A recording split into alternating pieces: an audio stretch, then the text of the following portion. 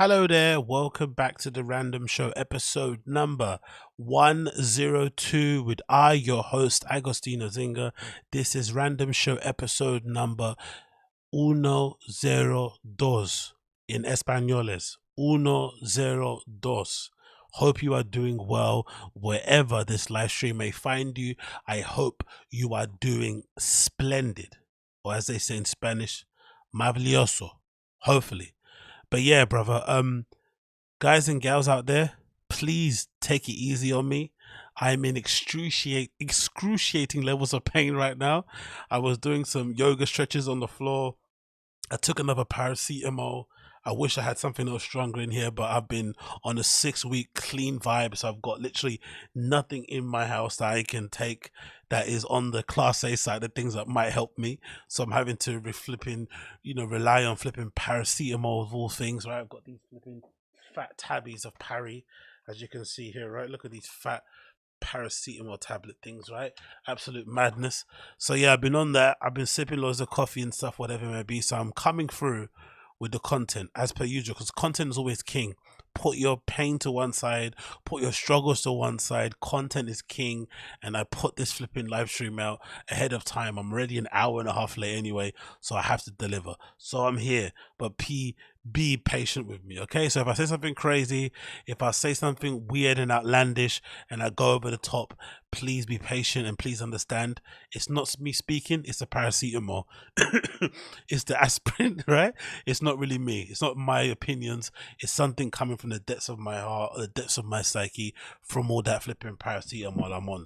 Hopefully, fingers crossed, you guys understand my position and you understand where I'm coming from and all that malarkey. But yeah, man, big up everybody in the stream chat, big up everybody hanging in there. I appreciate all of you guys for joining me once again.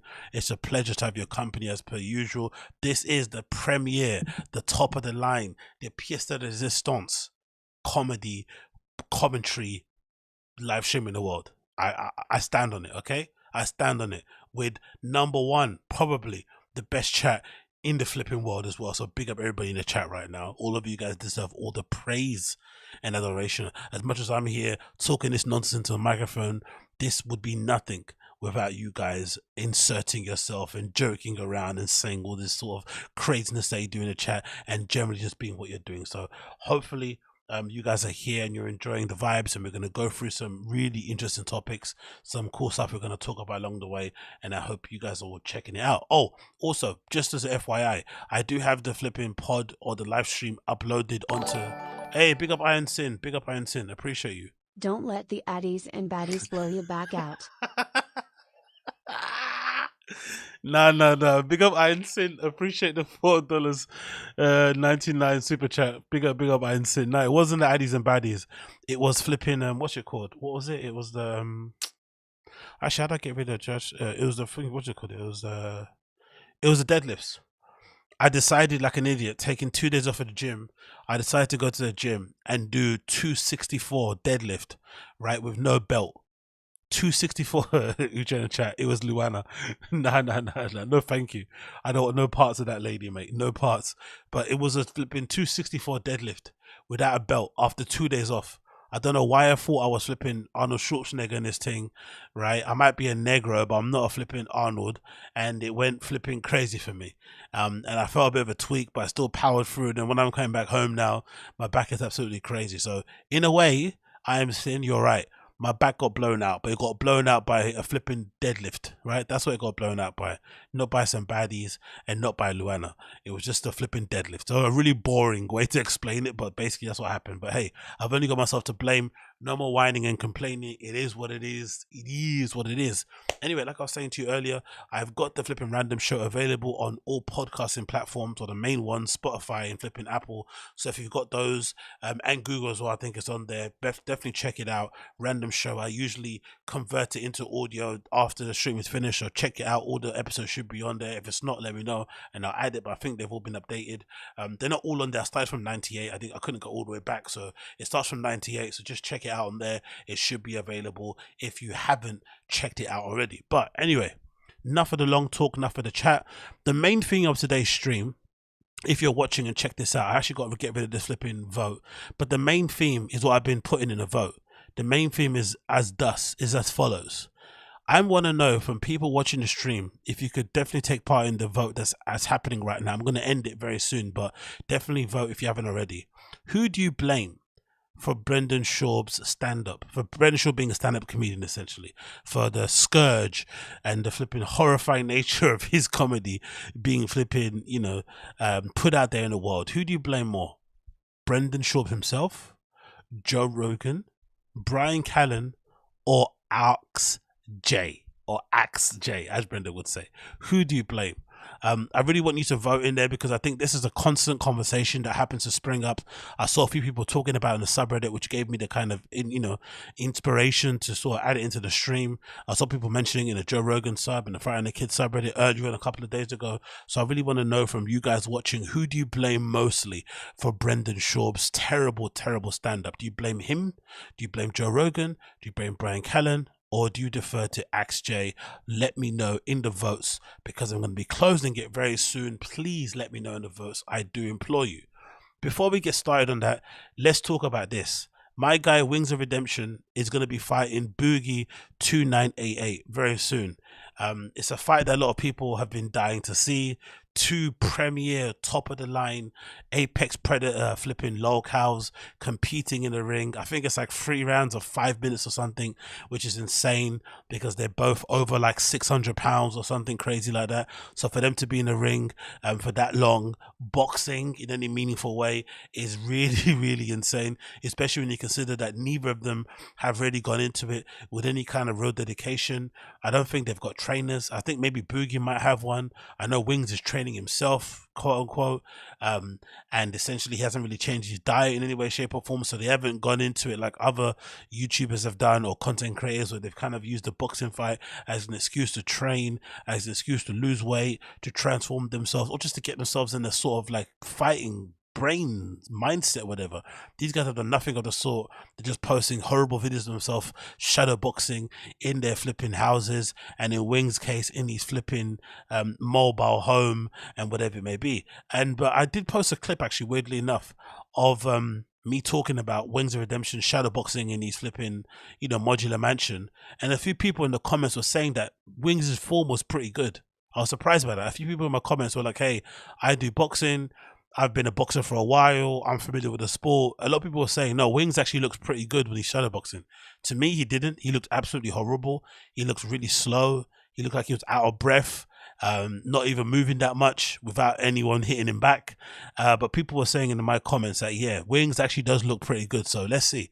It might be an actual barnstormer fight, and Wings might actually put Boogie away. In Wings' mind, he thinks he's going to beat Boogie because he's younger and because Boogie's older and it's had more health complications over the years. But personally, I feel like they're both so overweight, it doesn't matter. It really doesn't matter who's younger or whatever. They're both so unfit, and they're both such flipping shut-ins and such sleuths and fatties. It's just not going to matter who is younger or older. They're essentially both operating on the same level. It's just going to be a miracle if they're able to kind of go the entire distance of the fight. So let's see what ends up happening. But anyway, we got an update regarding both of them that I want to quickly check out here. The first update is I want to play here is regarding KEEMSTAR, the promoter of the fight. He's obviously putting the fight together. It's going to be a card here in the UK. I'm not going to go watch it live. Fuck that. I'm going to watch it on YouTube. It's going to be streamed for free, if I'm not mistaken. And KEEMSTAR's putting it together.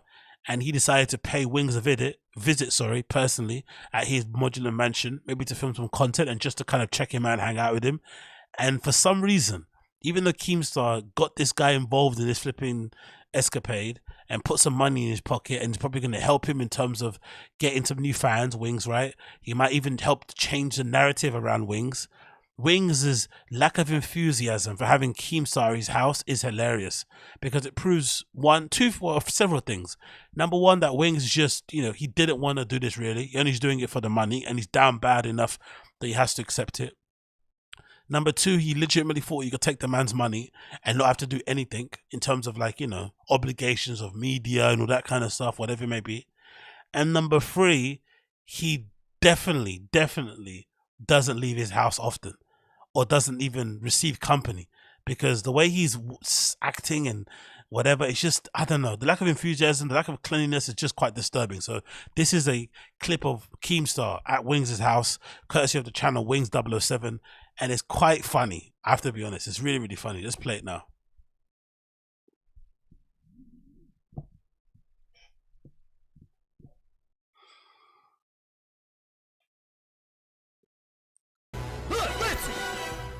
Big up Wings 007. Does not fucking stop. Fuck that nigga. Fuck you, my lord. Fuck you. I cut child pornography up around 12. Oh my fucking whatever. I hope your family dies. Those Wings quotes are so good. I did say the age of consent should be 12. I can't take it no more. I can't take this shit no more, man. Keemstar visit Wings of Redemption. Keemstar signing Wings of Redemption's wall for some reason. Who knows? What is it? The 14th? 17. By the way, just a small observation. Never trust a man who doesn't have a good throw up. Right? A good throw up. Just a good little sign. Just a good little squiggle. You know, just something they kind of as your go-to mark. Like, look at the lines on that. Look at that. Like, what is that? You don't even have a little, you know, a little thing that you just do when you sign things. Your little kind of pseudonym or whatever, Keema, and he's gone over the E's twice, and the little squiggle in between, like, ugh, horrendous. And even the way he's holding the pen, look how he's holding the pen, horrendous. But we continue. Ladies and gentlemen, Look at him. Look at that guy. The shirt looks like it's full of stains. Look at that. There's a bed sheet over the window. And again, I'm only saying this because these guys are like locals, but they're also very, very, what's that thing called? They make a lot of money online. Essentially, Wings and, you know, DSP, I think Wings is on the low end. Wings is, if I'm not mistaken, around the 70K mark, right? 70K mark from basically streaming online and begging people for tips, and DSP is on like the 100,000 a year mark. But essentially they both basically get within a month period anywhere between like 3 to 10 grand a month. But you wouldn't know it looking at their house. DSP doesn't clean his house. He has cat litter all over the place and it's a shit. And this guy lives in a modular mansion that he owns, and he doesn't have blinds, like proper curtains. He has this like bed sheet or blanket over a window, like above the air conditioning unit. Like, this is some trap house shit. Like, horrendous. Like, look at this. Like, it looks so bad. And of course, him himself doesn't necessarily help, right? The way he looks. And I've always wondered, is it me, right? Or does Wings not have a fat person's head? Wings doesn't have a head of a person that belongs in that body. Like, his body looks different to his head. Or am I going crazy here? Like, his head is way smaller than what his body looks like. But yeah, Wings looks like Wings, basically. Let's just continue. we're at the myth, the man, the legend, Wings of Redemption's house. Look at him. You ready for this fight with Boogie? Look at him. I'm ready to get it over with. Ready to get it over with. Ready to get it over with. This is some white boy shit though, right? Having your coffee cup on the floor as you're streaming next to your dog. White boy shit. Oh, Wings. Let's go! Wings' fridge. Obviously a full box of flipping Pepsis. That's one thing as well I have to be flipping happy about in my life. I said, you know, often when I was younger, my mum used to always buy us like big bottles of like lemonade, orangeade, Coca-Cola. And me and my brothers used to drink that stuff all the time at home. But over a period of time, I don't know how it happened, we just all stopped drinking fizzy drinks that much, really, for a lot. I don't know what happened, just a little switch went. But I remember we used to drink fizzy drinks like fucking water, like legit. We used to have like 2-liter bottles in our fridge that we'd be fighting over. And suddenly it just kind of stopped. And I'm happy because, you know, I already have a sweet tooth anyway. So if I still have a sweet tooth and I drunk fizzy water, I will be a fucking whale. So I'm really thankful that I was able to break that. But clearly, breaking sugar, especially in fizzy drinks, is really difficult because Wings is one thing that you see, even though he eats a lot, clearly, he drinks so much fizzy juice, like fizzy drinks, especially Pepsi. Like, he loves Pepsi. It's a constant meme, but clearly, like, anyone buying, like, boxes with cans in it, this, you're definitely on the flipping fizzy drink hype for real. That motherfucker. And what is that? Is that Kool-Aid? That's Kool-Aid, right? In the red thing. That's all sugary drink as well. Everything here is full of sugar. There's some, is that Wendy's chili there? Some leftovers Wendy's chili. Like everything's in a box. Everything looks like it's like takeaway. I know you shouldn't judge people's fridges too bad, but God almighty, mate. That doesn't look like a fridge of somebody that's looking to fight, no? That's not like a fighter's fridge. That's Kool-Aid, some leftover Wendy's chili, a whole box of Pepsi. Like, fucking hell, brother.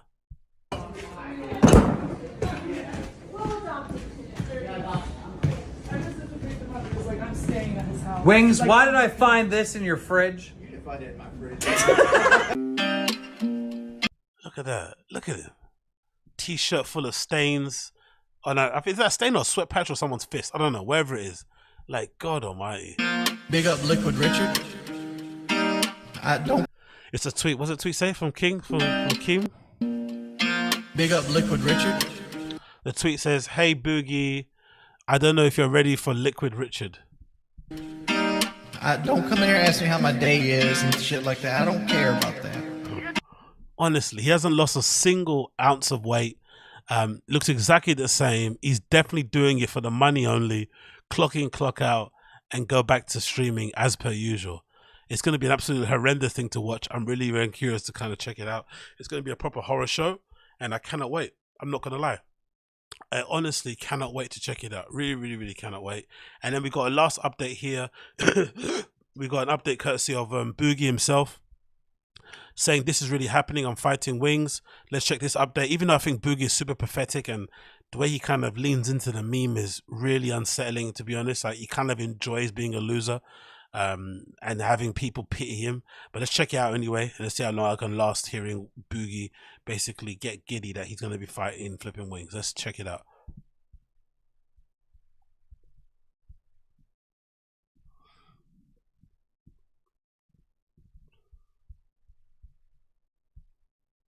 So about a year ago, Keemstar asked me if I wanted to fight for his company, Happy Punch. And I said yes. So he... Oh my God. I just realized Boogie has the same whistle with the fake teeth. Thank the chat. Big up the stream chat for basically putting me off from getting the fucking Turkish teeth done. Because now I'm off it completely. I'm going to get Invisalign. I'm going to get myself bleached and cleaned up and stuff. And whatever else I need to do. But instead of getting the fake teeth, that's not going to happen. But one of the reasons why is this whistling. It's not even a whistle. It's not even a lisp. It's a whistle that everyone has when they get veneers. And Boogie has it too. Can you hear him when he speaks? He has that whistle. asked me if I wanted to fight for his company, Happy Punch. And I said yes. So he kept... Happy Punch, and I say yes. He said, honestly, that whistle, is there a way not to get rid of it? You have to. Why has everyone got the whistle? Is it because they just got really big teeth, or because it's just a thing what happens? Honestly, the whistle is fucking amazing, man. Yeah, Natasha, I'm obsessed. Honestly, they have to be. At first, I was calling them Turkish Delights, but Turkish Delights is actually a dessert confectionery thing they have in Turkey. It's these little like dusted, covered in like sugar, caster sugar, gelatine type of things that they sell in like Turkish restaurants and shit.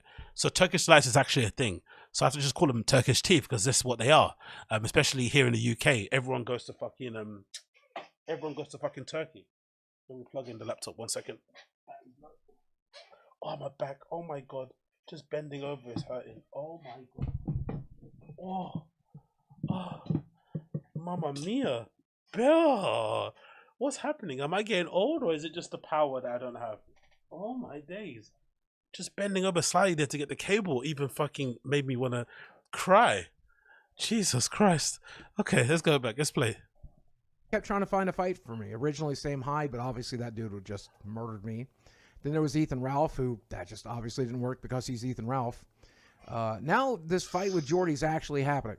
As I am recording this right now, Keemstar and a boxer and my friend Michael, kid behind the camera, are flying to Arkansas to film tomorrow, and this fight is happening on May 13th. There's no backing out. This is it. May 13th. That's in less than 5 weeks, isn't it, or something? God almighty, mate. They've got so much to do. They both look really physically unfit, clearly. Technically, is there a question to be had for, like, this is kind of like exploitive, or whatever that fucking word is from fucking Keem. A little bit that he's getting these like 400+ pound guys to box. Like, this is a bit crazy, man. Like, could they like who's gonna sanction this? Like, it's just kind of cruel. It's done. It's a done deal. On May 13th, I'm in the ring with Wings of Redemption, period. But with this fight coming up, I see a lot of rumors floating around, and I want to address them.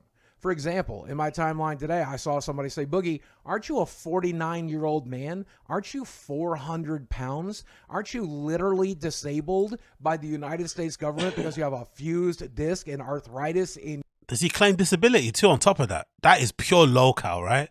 Begging for tips online and people's sympathy and donations to fucking keep your lights on, and you also claim disability. If that's the case, Boog isn't like an Optimus Prime level fucking locale. Hopefully that's not the case, but if it is the case, wow. Your knees? Don't you have polycythemia? Don't you have an enlarged heart? Don't you have asthma? And I just want to say to that person, yes to all of that. All of that is true. That is all true. What about the people? Imagine being proud to have all these ailments. Like, I don't know, man. I don't know. These guys make me laugh. Whenever I feel bad about myself, I check out Boogie and Wings, mate. They always make me feel way better about myself. I'm not going to lie. It's really bad to say that, but sometimes you need people right on level 1 to kind of make you be happy that you're on your level 1.5. People saying, Boogie, don't you literally have a glass jaw with those implants? Aren't you risking $30,000 worth of dental work? Isn't there a chance you'd lose your teeth and be in dentures for the rest of your life? Yes, it's one of the risks I'm taking. My dentist is very much not a fan of me doing this. I'm sorry, Dr. Anderson. But Boogie, isn't Wings 10 years younger than you? Isn't he taller than you? Isn't he more mobile than you? Doesn't he have less health problems as you? Isn't he skinnier than you? Yeah, I think so. I think all that's true. Yeah, I'm definitely going into this as the underdog. So, Boogie, why are you smiling like an idiot right now? This is crazy. This is dangerous. This is dumb. Yeah. Isn't it great? Isn't that awesome? Look, old Boogie would be super scared about this and trying to figure out a way out of it. And I know that because old Boogie creeps up in the back of my head and telling me, hey, man, we got to fix this. You're doing it for money. Come up and get it. You're doing it for money. Come on. Let's just sit on our ass and rot away. Just be honest. And I'm not going to do that anymore. I'm done listening to other people. I'm done listening to old scared Boogie. This is a challenge I put in front of myself, and I'm excited to overtake it. And I got a few reasons for doing that, and I want to talk about those reasons with you. Yeah, I get to go to London, and I've always wanted to go. And on top of that, I do get paid. But it's not retirement money. It's not life-saving money. It's not risk your life and your health money. I can tell you that. So that's not why we're doing this. Okay, why are you doing it? I'm being truly honest with you today. My brain, my body, this person that I am is wired to do two things. Number one is get attention.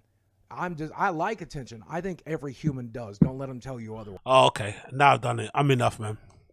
No, let's just carry on. Let's just hear what I have to say. This guy's fucking amazing. Go to the event, AZ. No, thank you. No fucking thank you. Where's my chat as well? Why is my chat not loading?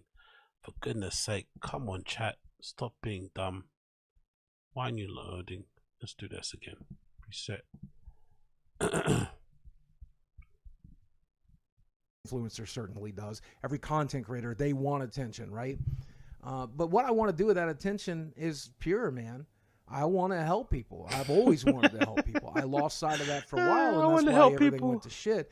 But I'm back to where that's my primary getting my face goal, caved in to help people, and I hope my content proves that every day, and I hope this fight proves it. I'm going into this thing with the plans of winning, but there's a very real possibility that could not happen. Then if I can just make it all the way to the end of this fight, make it through all 3 rounds, and Rocky this shit, I'll be happy with that. If I'm being honest, if I'm still standing at the end of this thing, I will be really proud of myself. If I hope if he's still standing at the end of it, I hope whoever's still standing, gets on the mic and calls out DSP. I hope they do that. I hope whoever's still standing gets on the mic and says, DSP, Dark Side Phil, you begging piece of shit. I'm calling you out. Are you man enough to leave the snort fort and step in this ring with me? I challenge you, DSP. I challenge you. That'll be amazing. I hope one of them does it. Gets on the mic and proper sells the next fight. TSP, get out of your little snort fort. Leave your horse behind. Come on, get in the ring with me. That would be awesome. My giant body into that ring and take a beating and hopefully dish one out as well. If I can take this calculated risk and get the best possible outcome, then hopefully I show the people watching that they can take the calculated risk as well and get the best possible outcome. And hopefully they will be a little less afraid to do the things they need to do. If I can face my fears, then you can face yours. He's full of so much shit. Anyway, glad he's having a good attitude behind it anyway. Hopefully it goes off without a hitch. I don't want to see the guy, you know, drop dead or anything. That's obviously not in my MO. But God almighty, what a supreme top tier level loser. But let's see. Hopefully it works out for the best of them. They're obviously not taking it that seriously. None of them are training. Neither have lost any kind of weight substantially in any kind of way, shape or form. And it's just going to be an inshallah thing. It's going to be a pure inshallah thing. Just all vibes, nothing else, just the vibes. And hopefully, for the love of God, nothing crazy happens in the ring with them. That's the only thing you can kind of hope on.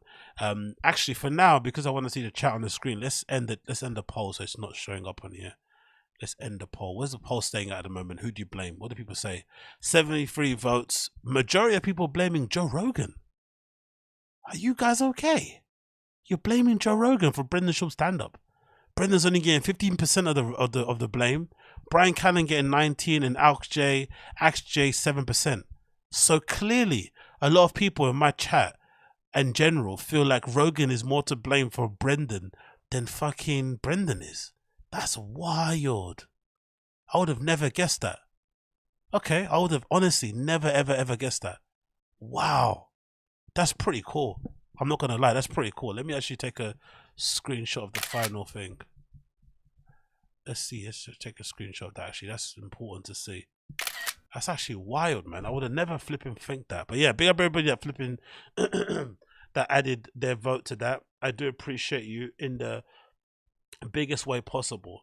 And I quickly want to touch on that anyway, because we're on the topic anyway. Let's just quickly jump through it.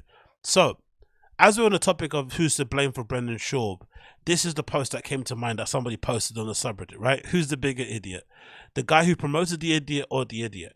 And I guess people in the thread in general were kind of getting on Rogan more so because of how kind of forthright he was about getting Carlos Mencia out of the comedy scene or exposing him for being a joke thief. Because as you guys know, that whole Carlos Mencia thing was a big story back in the day in the LA comedy scene, and Rogan essentially for a time kind of sacrificed his career to kind of, you know, fight the good fight and expose Mencia for essentially going out of his way to kind of, you know, take people's jokes and basically do a cardinal sin that people don't do, and it's still jokes in general, and generally be a bit of a piece of shit behind a scene, allegedly, according to those dudes. So a lot of people in the sub and people in general who are fans of the LA comedy scene are like, if Brendan has such a hard stance against Carlos Mencia for stealing, how could Brendan also be and also him being a comedy purist?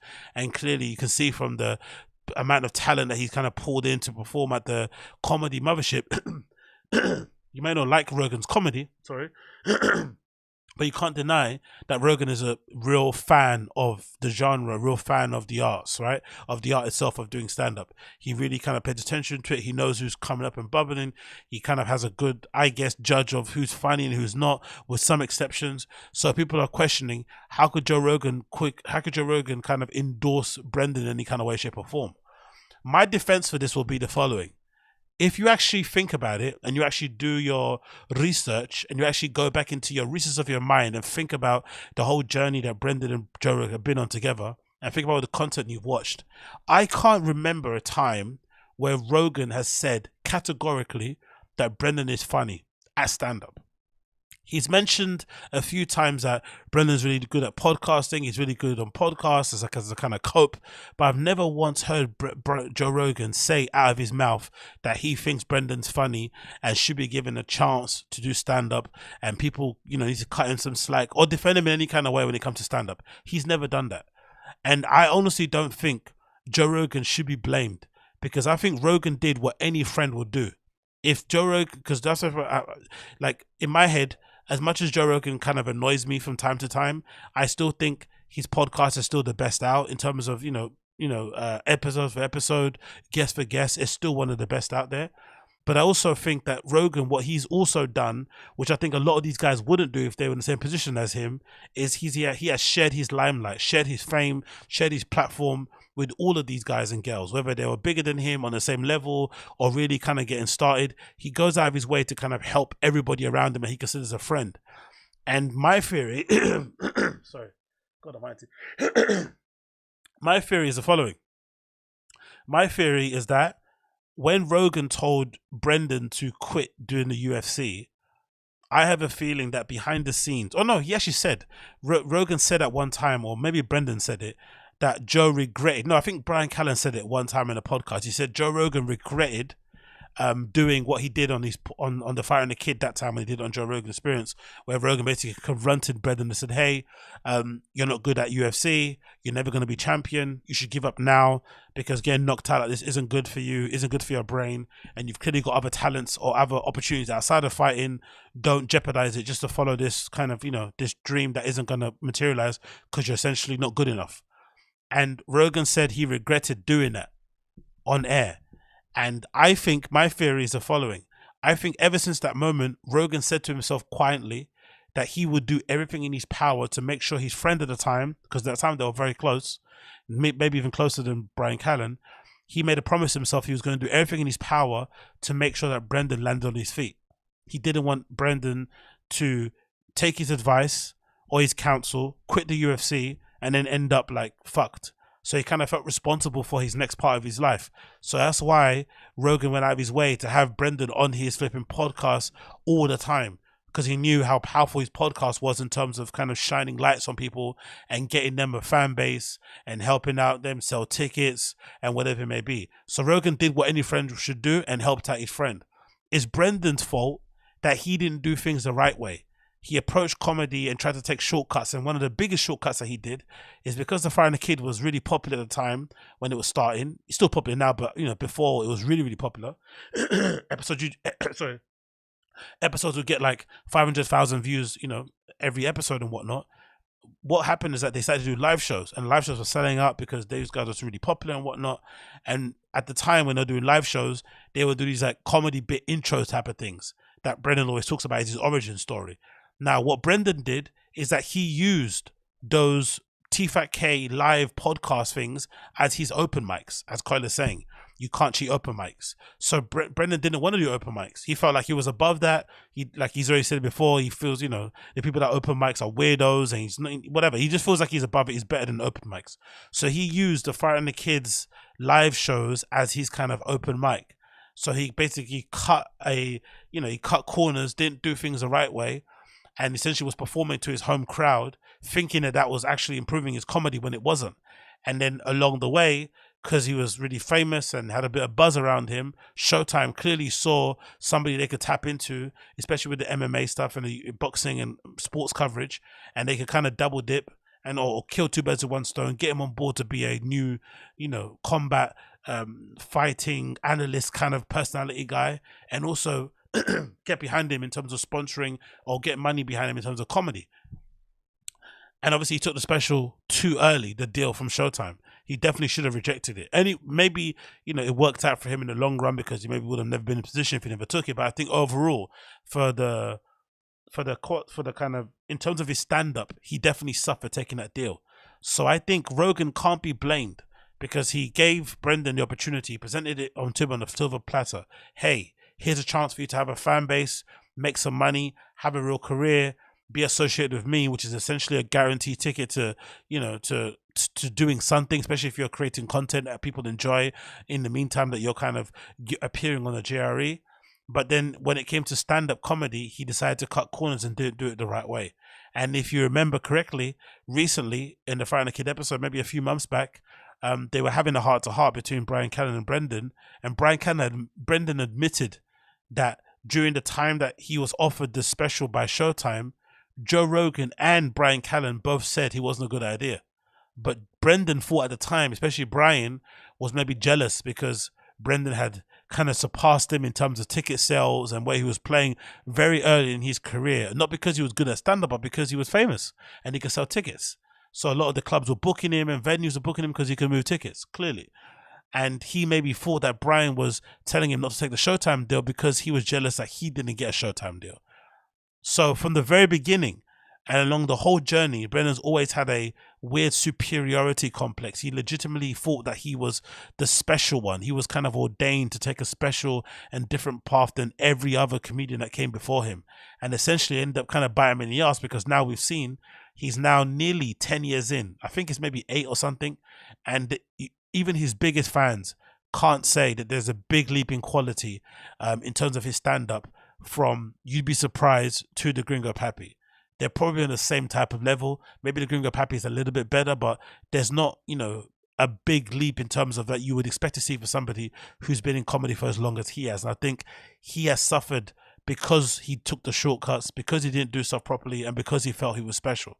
So I don't think Rogan can be blamed for that in the slightest. I really, really don't think so. I think it's really unfair to blame Rogan, because you're kind of absolving Brendan of the responsibility of doing things the right way, in my opinion. But then we've got this post, courtesy of Reddit, that also speaks about it. This is another thread where someone was talking about it as follows on the Find a Kid sub. Big up the user Murder Alaska. It says, Tom Rogan is the biggest hypocrite in the comedy world for creating the FIFA Sutherland, aka Bapper, the biggest joke / essence stealer ever, after going on the jihad to kill Carlos Mencia. It says as follows. The clips of Rogan doing a Q&A and that cheesy video he made with the mariachi music taking down Carlos Mencia are really cringy in retrospect.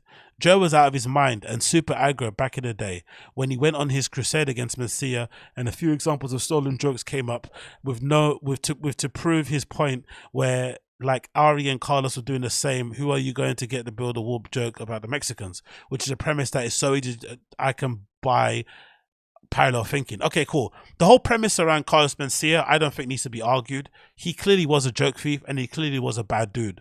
You can argue on the, you know, on the benefits or the strength of what jokes he took, but this whole revisionist history on Carlos Mencia wasn't that bad, dude, isn't true. Like, the guy was stealing jokes in front of people and performing them in front of the person on the same night.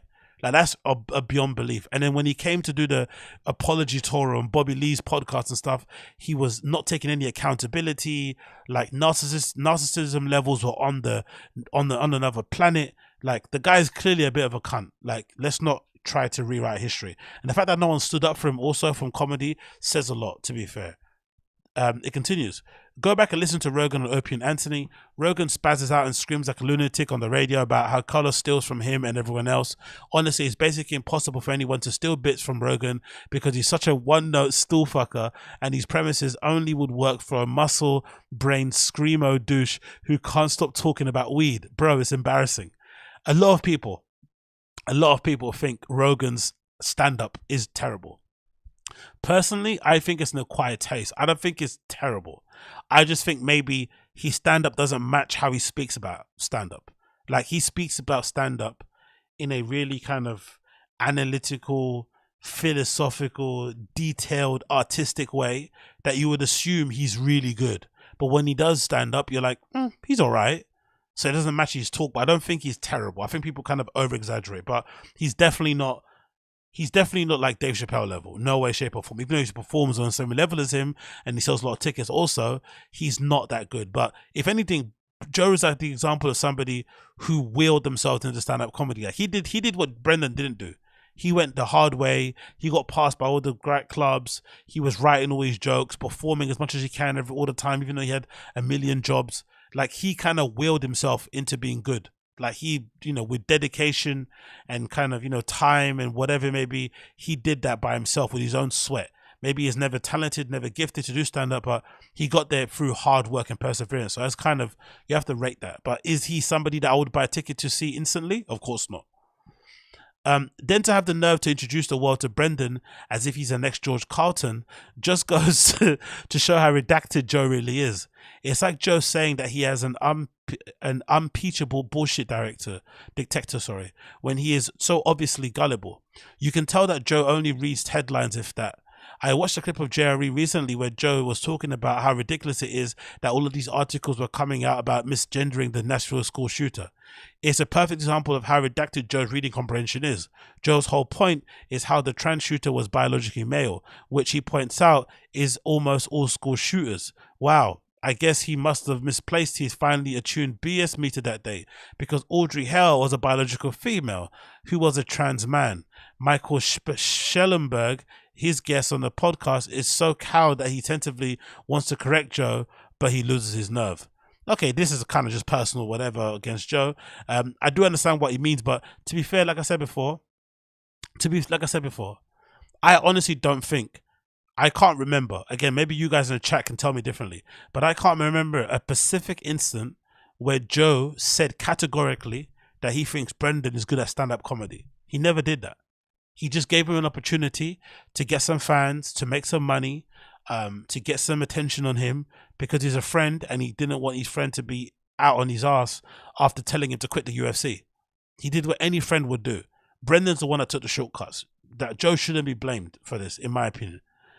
Joe Rogan having Brendan on over 80 times, still the most guest appearances ever on JRE, is like creating the Golem or Frankenstein monster that's been roaming the villages of the internet, killing little kids and figuratively for the nearly last decade. It's one of the biggest cultural atrocities to ever exist. Compared to being involved in cancelling an alleged joke thief in Carlos Mencia, whatever good that did, it isn't even close.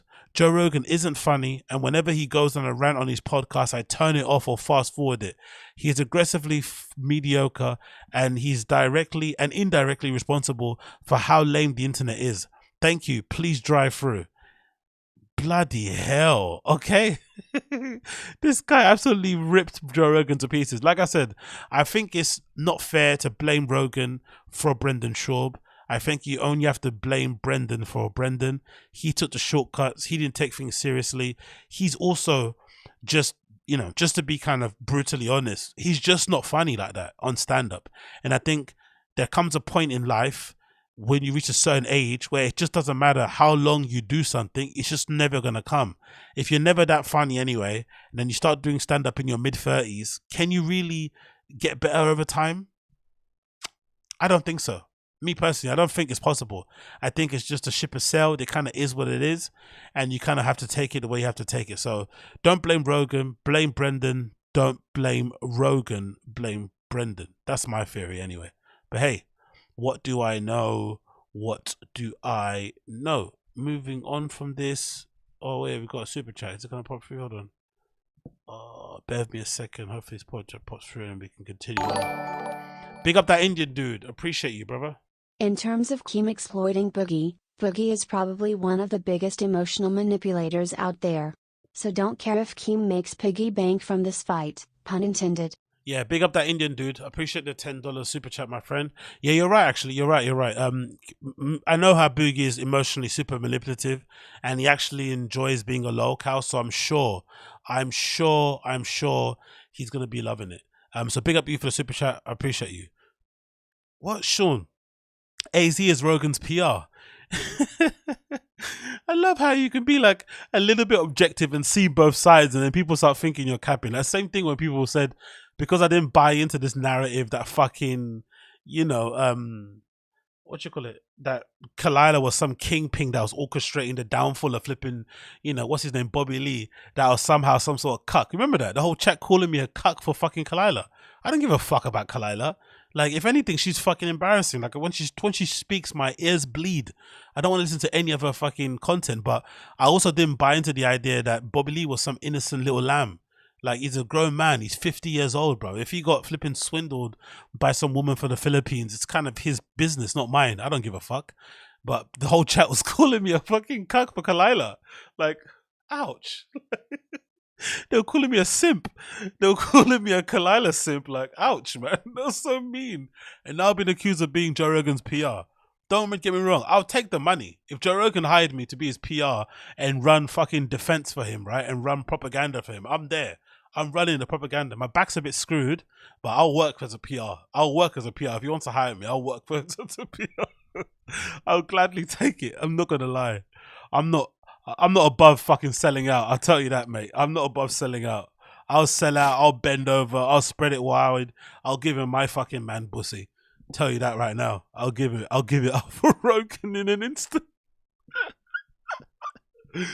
Anyway, moving on. Yo, Fox News, bro. Fox News. Look at this headline. Fox News settles Dominion defamation case for $787.5 million. Close to a billy. Are you insane? A billy. Close to a billy for running this prop that fucking the election was rigged and Trump should have won and the machines didn't work. Yo, that's a lot of money, man. I would assume a lot of their presenters aren't going to get their Christmas bonus this year, if this is the case. Bonuses are out of the window. It says here, Fox News has settled a defamation lawsuit from the voting machine company Dominion over its reporting of the 2020 presidential election. Let me move this aside here. Our 2020 presidential election. In a last-minute settlement before trial, the network agreed to pay $787.5 million, approximately $644 million, about half the $1.6 billion initially sought for Dominion. Dominion argued its business was harmed by Fox spreading false claims that the vote had been rigged against Donald Trump. The funny thing is, Fox News are running propaganda in defense of fucking Donald Trump.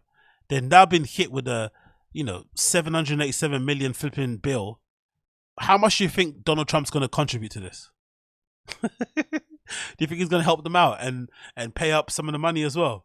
God almighty, of course not. The deal spares Fox executives such as Rupert Murdoch from having to testify, which is what they didn't want. The judge in the case is not required to give his approval for the settlement.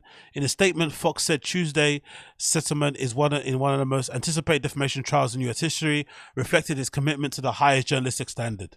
The Fox statement added that the network acknowledged the court's rulings, finding certain claims of Dominion to be false. Imagine what Rupert Murdoch knows. If they were willing to write off or sign off on $787 million, imagine what Rupert Murdoch knows that they can't let people find out. They can't let him get in the flipping court, right, and have to swear under oath and shit. They had to sign off the fucking, they had to, ratify and fast track the fucking sentiment. Yo, my conspiracy theory antenna is going off on here, man. There's something nefarious going on behind the scenes. It feels like it. This doesn't feel correct, brother. I got to check in with my guy Ryan Dawson. and find out what is actually going on under the scene. If you know Ryan Dawson, you know. If you know, you know. The judge in the case is not required. In the statement, the Fox added that the network acknowledged the court's rulings, finding certain claims about Dominion to be false. Or people say, Eddie D's telling me, why will Trump pay what Fox agreed? Oh no, I just mean in terms of, Fox were trying to help him out, then they get hit with a bill. I know what you mean, though. You're probably right, but I just meant to be funny, to be fair. I wasn't being serious. Dominion Chief Executive John Paulus told a press conference that the deal included Fox admitting to telling lies, causing enormous damage to the enemy company.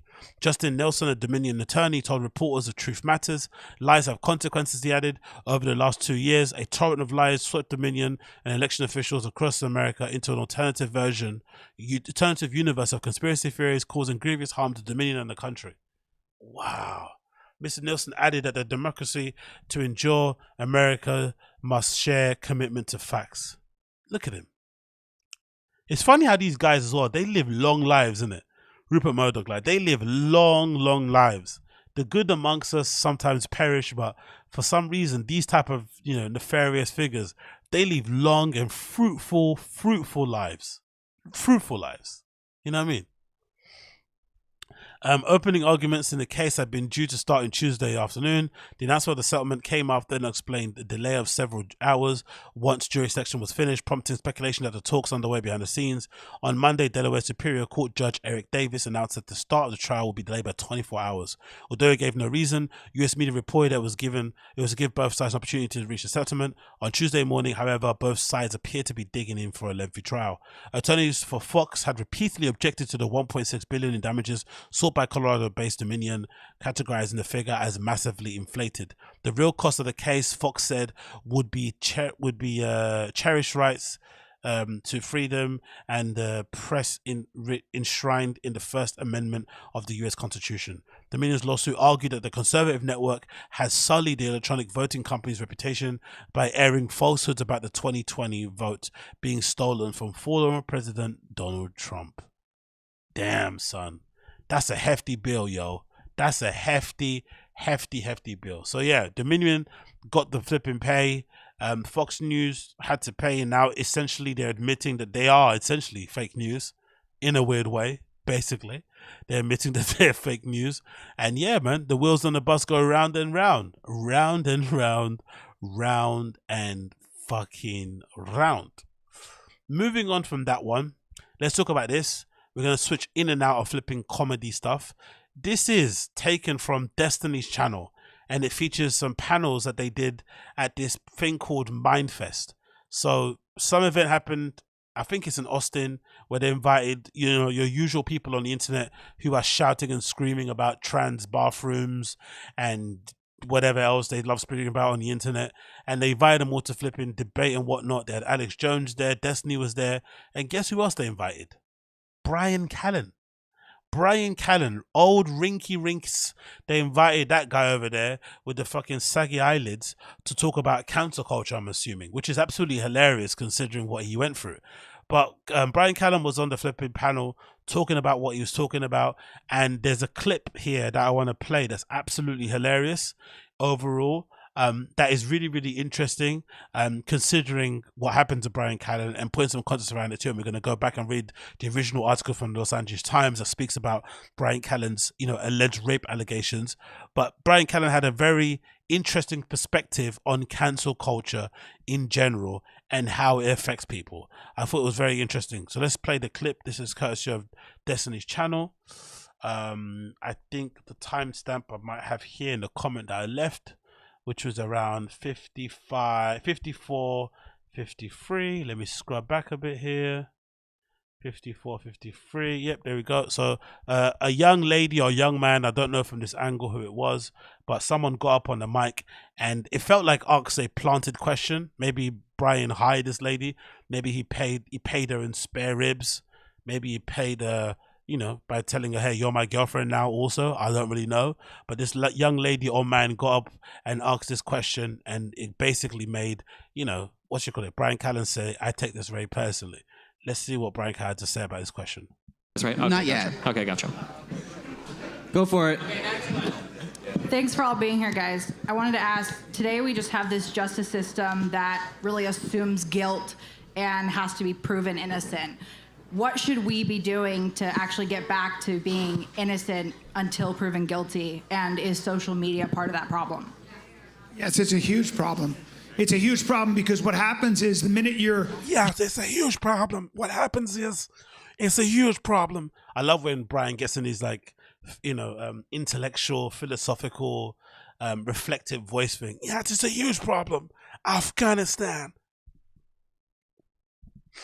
You're accused of something, it doesn't matter. So none of that matters. What happens is every corporate sponsor you have and everybody you have business with stops doing business with you because they all go too sticky. So that's a huge problem. So due process is dead for a lot of people because the minute somebody comes up and says, you did this, and the problem with that is that that person gets a story and you get a statement and you're...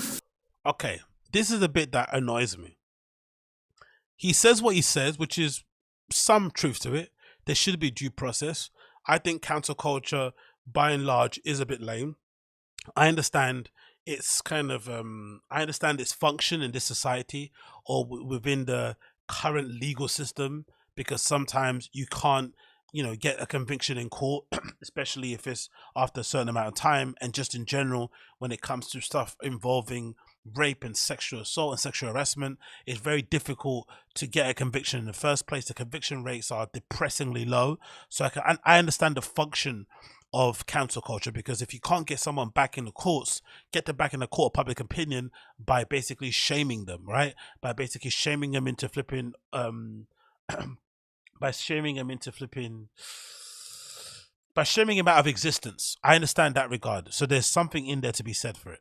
But on the other side of things, I think if you're accused falsely, especially nowadays, considering that most of the consequences you face will be in a court of public opinion, and less so with stuff to do with legal stuff, right? Very rarely are you going to see these people go to prison or anything. So if that's the case, you should fight tooth and nail to clear your name.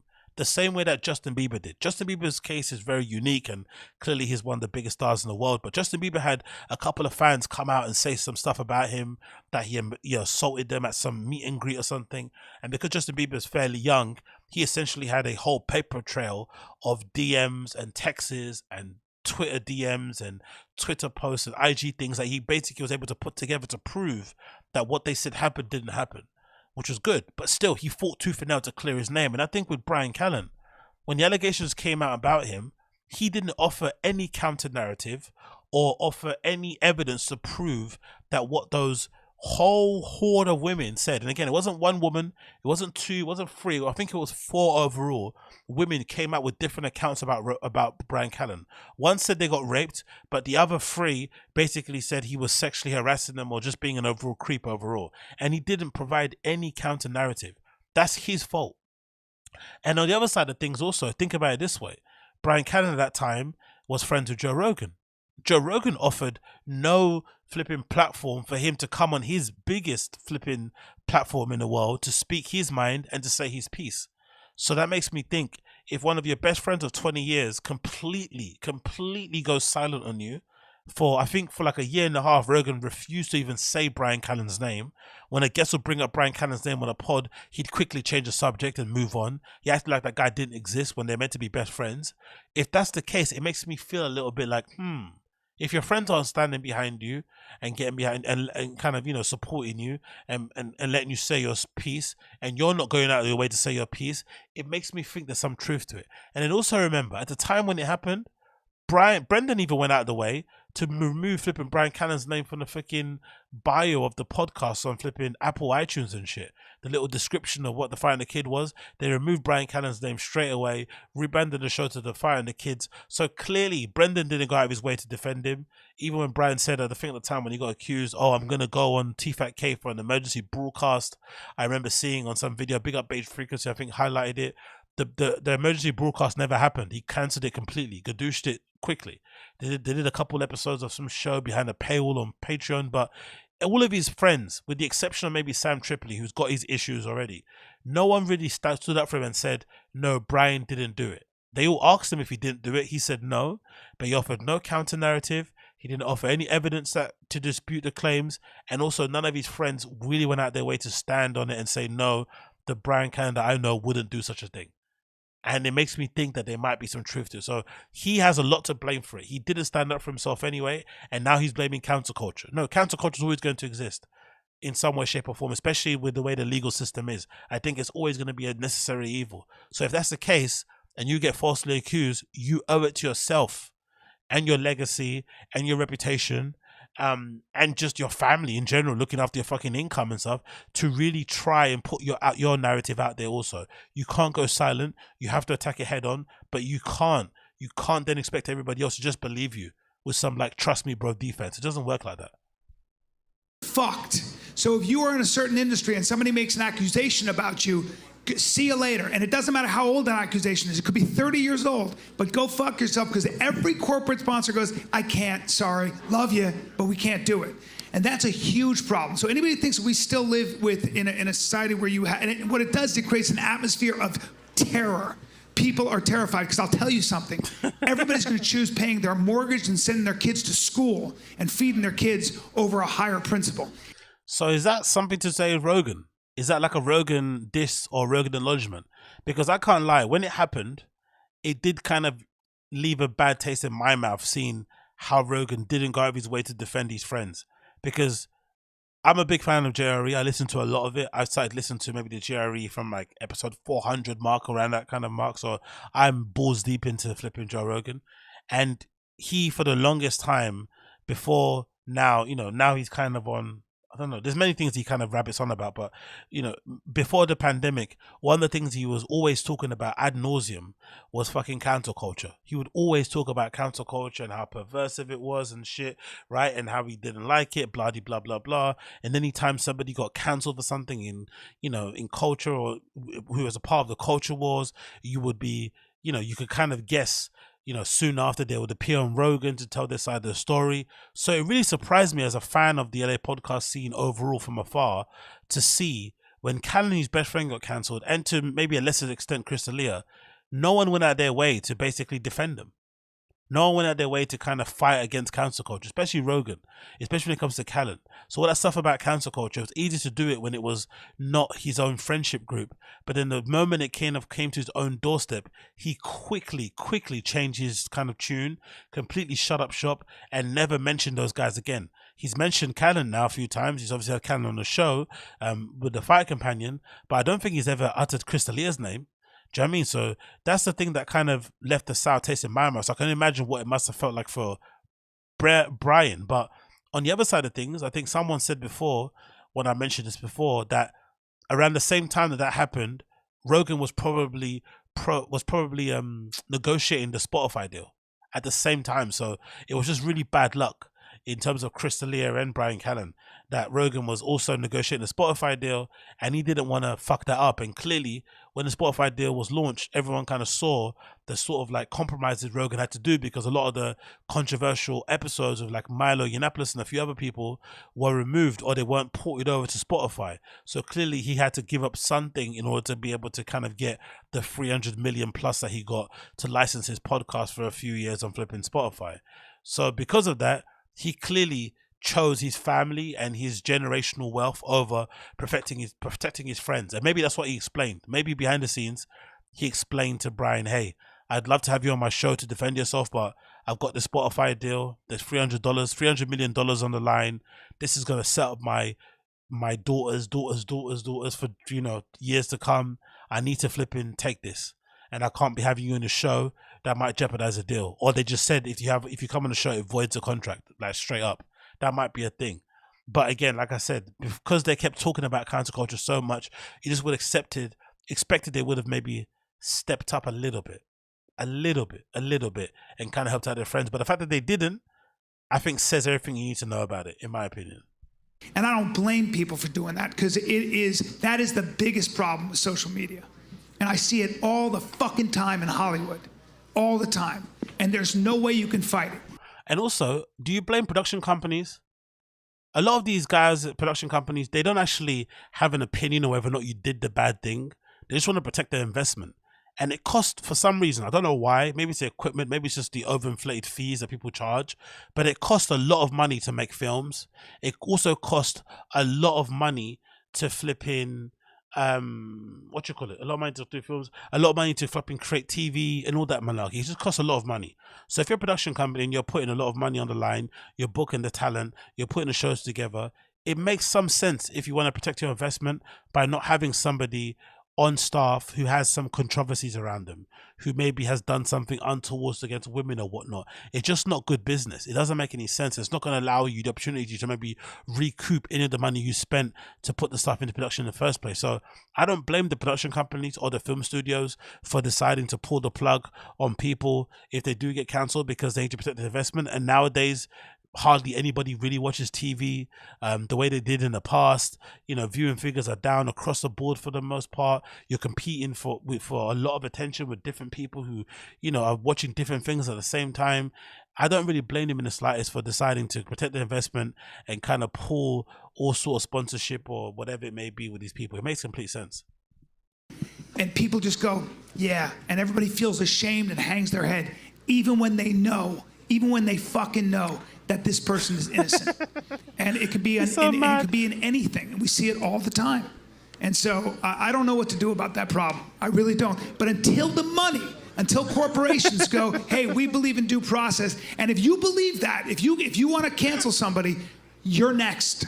You're next. And the only thing standing in the way is No, we're not. If you don't diddle, if you don't sexually assault people, you're not going to be next. You're going to be perfectly fine.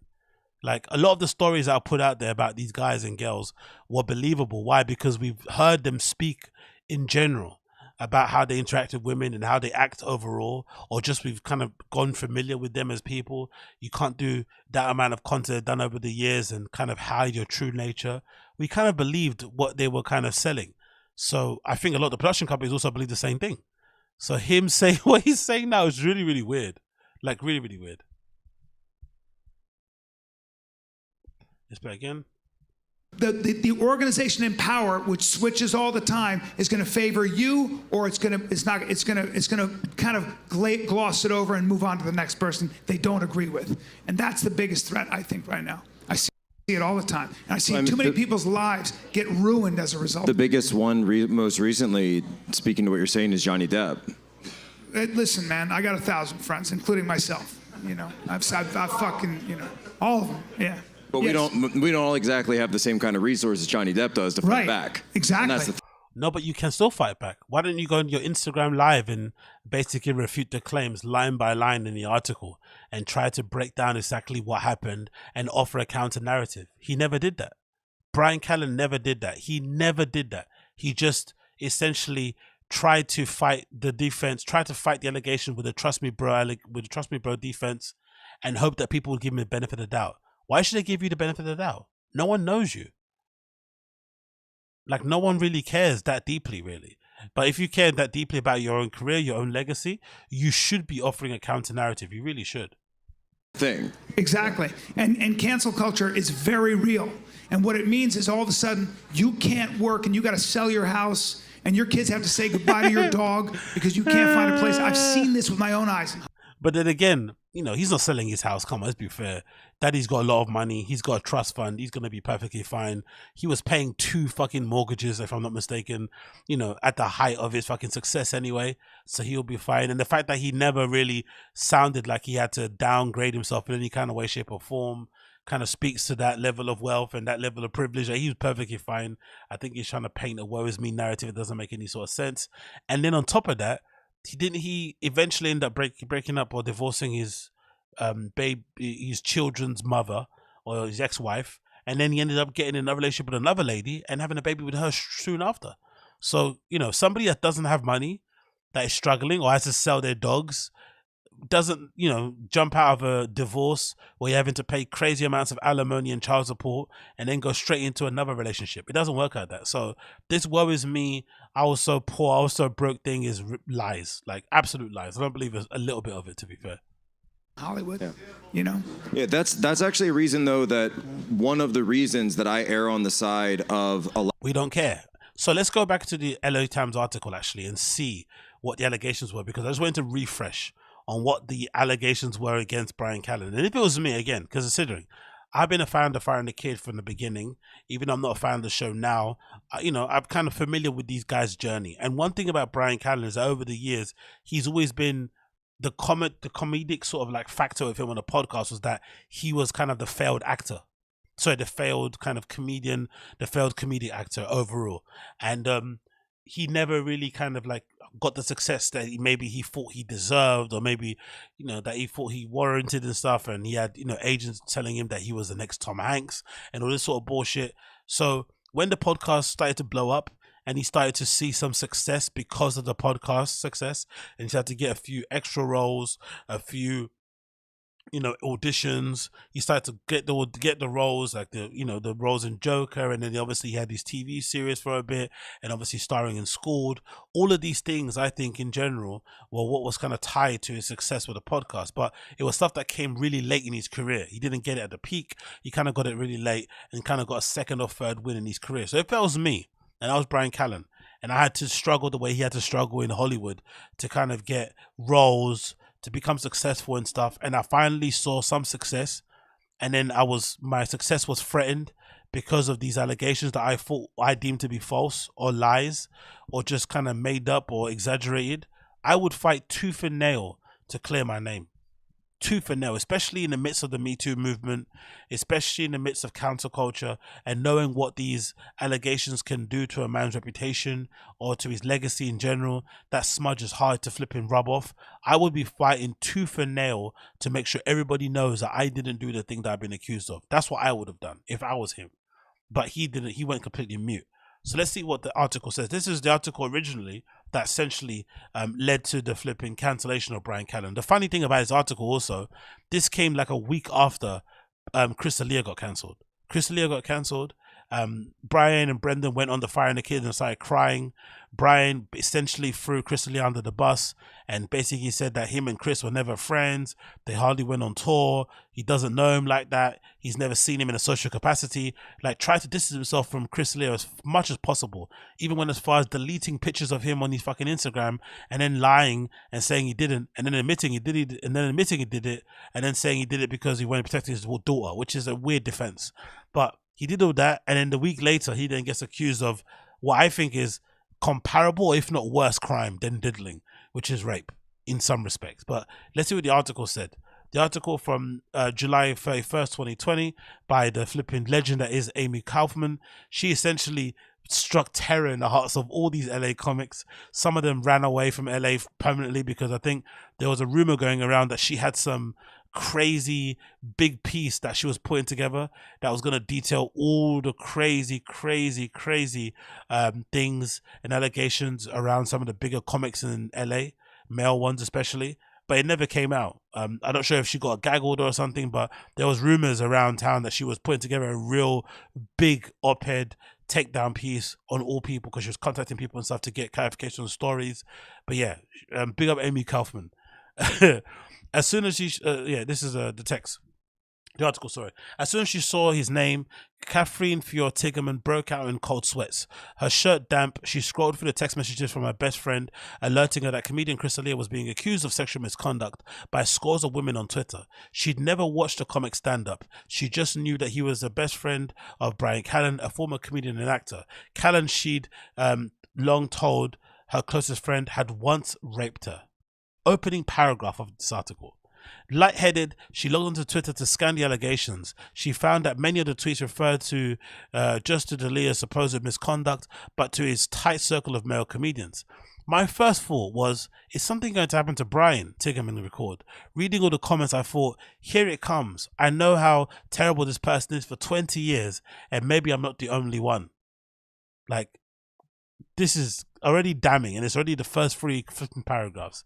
In a statement to the Times, Callen adamantly denied raping Tigerman and said their encounter was consensual. So he replied his statement, but I said, like I said before, I think if he really wanted to fight his case and his career was on the line, a career that he fought tooth and nail to resuscitate, and he was only kind of getting the success again, later down the line because of the success of the podcast, he should have fought harder. He should have just been providing statements. He should have been on Instagram Live. He should have been doing his own YouTube and really going to town and kind of proving these women wrong in any way, shape or form. The fact that he didn't is really telling, in my opinion. Tigerman is not the only woman to say Callen was sexually inappropriate. Since June 17th, the day that D'Elia started trending on social media, 3 additional women told the Times that they had been mistreated by Callen. So 4 in total, right? Describing sexual incidences ranging from assault to misconduct to disturbing comments. Their stories suggest a pattern of behavior going back at least as far as 1999. This nigga was raping and creeping in 1999, bruh. Like, this is some vintage creepo. When Tigerman said Callen held her down and forced her to have sex with him as she pleaded with him to stop. In the years since, 3 women said the cast member of the Goldbergs continued to be both verbally and physically aggressive. An American Apparel saleswoman. For me, this is the most telling one for me. Everything else, anything else if it was me, everything else, I could see why he could say it was a he said, she said, right? But for me, the one that really stuck out, even though the rape is super, super crazy and obviously, you could just insane, this for some reason really sounded like it actually happened. I could picture this happening.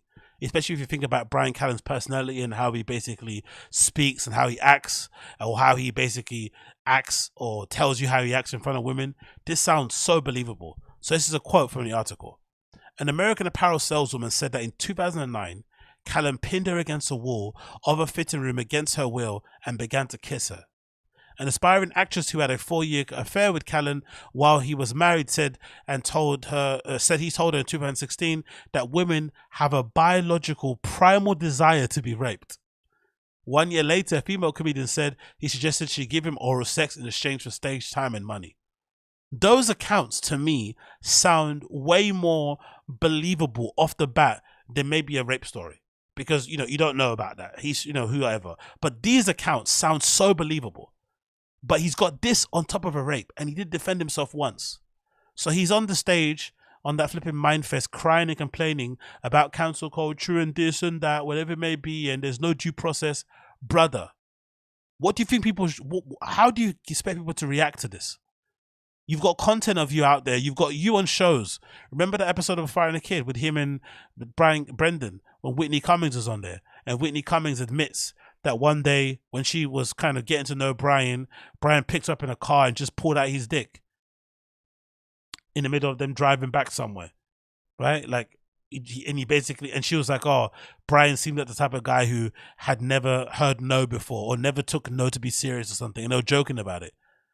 That was a real story. It was a joke. That she didn't take it as an offense, Whitney Cummings at the time. But also remember, when the allegations came out about Bryan, Whitney didn't defend him. Even to this day, she hasn't spoken about Bryan Callen. He hasn't appeared on their podcast. She deleted their episodes. So what do you expect us to believe? It continues. This is Callen. Callen denied all these accounts. He says a quote, "Let me be clear. Let me be clear. I have never raped, forced myself upon any woman, nor offered to trade stage time for sex, ever. I know the truth, and I can only hold my head up high, remain true to myself and my family, my audience, and I know that I will not allow the counterculture to subvert what I know, and as importantly, what they know is the truth." What weird defense is this? When your career is on the line, when people are trying to... This is how you know this guy's rich. This is how you know he's got, like, generational money. Like, and when touch wood doesn't happen anytime soon, but when Papa Callen passes away, you can tell he's going to be left with a fat inheritance. If he's not already getting fucking, if he's not already getting a flipping pocket money given to him or whatever it may be. Like, you could tell he's going to be left with a fat inheritance. Because if that was me and I've got 2 mortgages, I'm paying alimony, I've got another baby on the way with another woman that I've just kind of recently married, like, essentially I've got what, like 4 mouths, ex-wife, new wife, 2 kids, and a new one. I've got 5 mouths to feed, plus whatever pets you have. I'm fighting tooth and nail for my career. I'm not just saying I know the truth and I know you can only hold my head up high. That's not happening. That either proves that he knows he's guilty or that he's rich enough where it doesn't really matter. So fuck it. Let me just take the time out to do some push-ups and some sit-ups and then come back when I'm ready. Or maybe both. Maybe he's guilty and he's got the money to basically, sit on the sidelines for a bit. Because if I'm being accused of rape and sexual assault and I didn't do it, I'm not holding my head up high. I'm fighting tooth and nail. In recent weeks, Callen has come to defense of D'Elia, we still knew that. Despite the assertion within days, Callen has been scrubbed from his account. Traces D'Elia, this is the funny thing. Despite that assertion, within days, Callen has scrapped his Instagram account, very traces Chris D'Elia. Previously, the comic had paid up their friendship on the app, where he has 897,000 followers, about 1.4 million fewer than D'Elia. They appeared on stage together at Comedy Store, did stints at Joe Rogan's popular podcast, and had closed a deal this summer to mark a prank show with Netflix. That's probably a good idea, though, to be fair. The prank show with Netflix sounds like a terrible idea, even though they have good chemistry on, when they're doing content. But, Callen doesn't have a Netflix special, I don't think. He never has. He was going to start his relationship with Netflix with this show. If that would have gone well, you never know. He could have got a Netflix special in the future. And all of this kind of went into because of the allegations. And he didn't fight it. He didn't fight it. He didn't offer a counter narrative or anything. He just let it lie. Oh yeah, true. You're right. I am Sin. The accuser. No, he didn't pay the accuser. If I'm not mistaken, Tigerman, the woman that he said he raped, the woman that said Callen raped her, she sued Callen No, sorry. He sued Callen. Callen sued her, for defamation or something, which was horrible optics. You get accused by somebody of rape, and then you go and sue them. In a court of public opinion, you look horrendous. So that was a real bad move. In the end, he ended up dropping the case. But I think he was suing her because, if I'm not mistaken, her husband was getting really pissed off about it because he only learned it, later on that his wife, had been raped in the past by this comedian guy. And of course, he's kept seeing this guy's face everywhere and got annoyed. So if I'm not mistaken, again, allegedly, Tigerman's husband was calling comedy clubs where Callen was performing, and it was alleged that he was calling in bomb threats and getting them to cancel shows and whatever it may be. So he was kind of fucking up Callen's money, and Callen was like pissed off, obviously, because he only cares about getting booked and going on shows and his money, not about clearing his name or basically understanding why the husband was that angry. And he ended up suing Tigerman to make them stop calling clubs up so he could go back on road and do his shows. If I remember correctly, I think that's what happened. It says here, even Tigerman tried her best to avoid Callen since the night in 1999, was aware that Callen's friendship with Aaliyah was part of the public persona. Every few years, she said, against her better judgment, she'd Google his name. Inevitably, most searches linked him, Aaliyah, with Callen. So, this for me is like too much. Let's see here with the account. Yeah, so this is the account, right? In fact, Tigerman's father, Bill Fiore, gave Callen one of his first acting gigs in a role in mid-90s New York City theater production. Years later, when Tigerman moved to LA in 1999, she ran into Callen at a bank. He expressed excitement at the prospect of showing the 23-year-old around town. So they became friends, meeting up at group dinners, trading stories about auditions. That spring, that she booked a television pilot, and Callen suggested to take her out to celebrate dinner at Chaya, a late industry haunt. When he arrived to pick her up at the West Hollywood apartment, Callen immediately commented on her outfit. I come downstairs in these dumb jeans and a grey long shirt, and he goes, what are you wearing a bra for? Girls don't wear bras. Take it off. Record Tigerman, now 44. She laughed it off and they got into his car. At dinner, she ordered a glass of wine and excused herself to go to the restroom. By the end of the meal, she consumed only a half a glass of wine, but felt nauseated and disoriented. So basically suggesting that she felt like maybe someone had put something in her drink. God almighty. Still, when Callen suggested they head to a movie theater after dinner, she obliged. Back in the car, he attempted to find a newsstand where he could purchase a paper to look up showtime, but ultimately decided to stop at his house to do so. Classic creeper move. Let's go somewhere. Let's go this place, and then on the way to go to that place, let's go past my house. For the women out there, if you're ever in a car with some guy and he says he wants to go one place and then he decides to want to go to his house, if you're into it, of course, go. But if you're not, run. Because that's usually a sign of a flipping creeper. Because any guy that is comfortable chilling and kind of taking it, at a slow pace and going by the flow of how the lady's going, is comfortable, going on any amount of detours. Do you know what I mean? Until it goes back to the place, if it ever does go back there.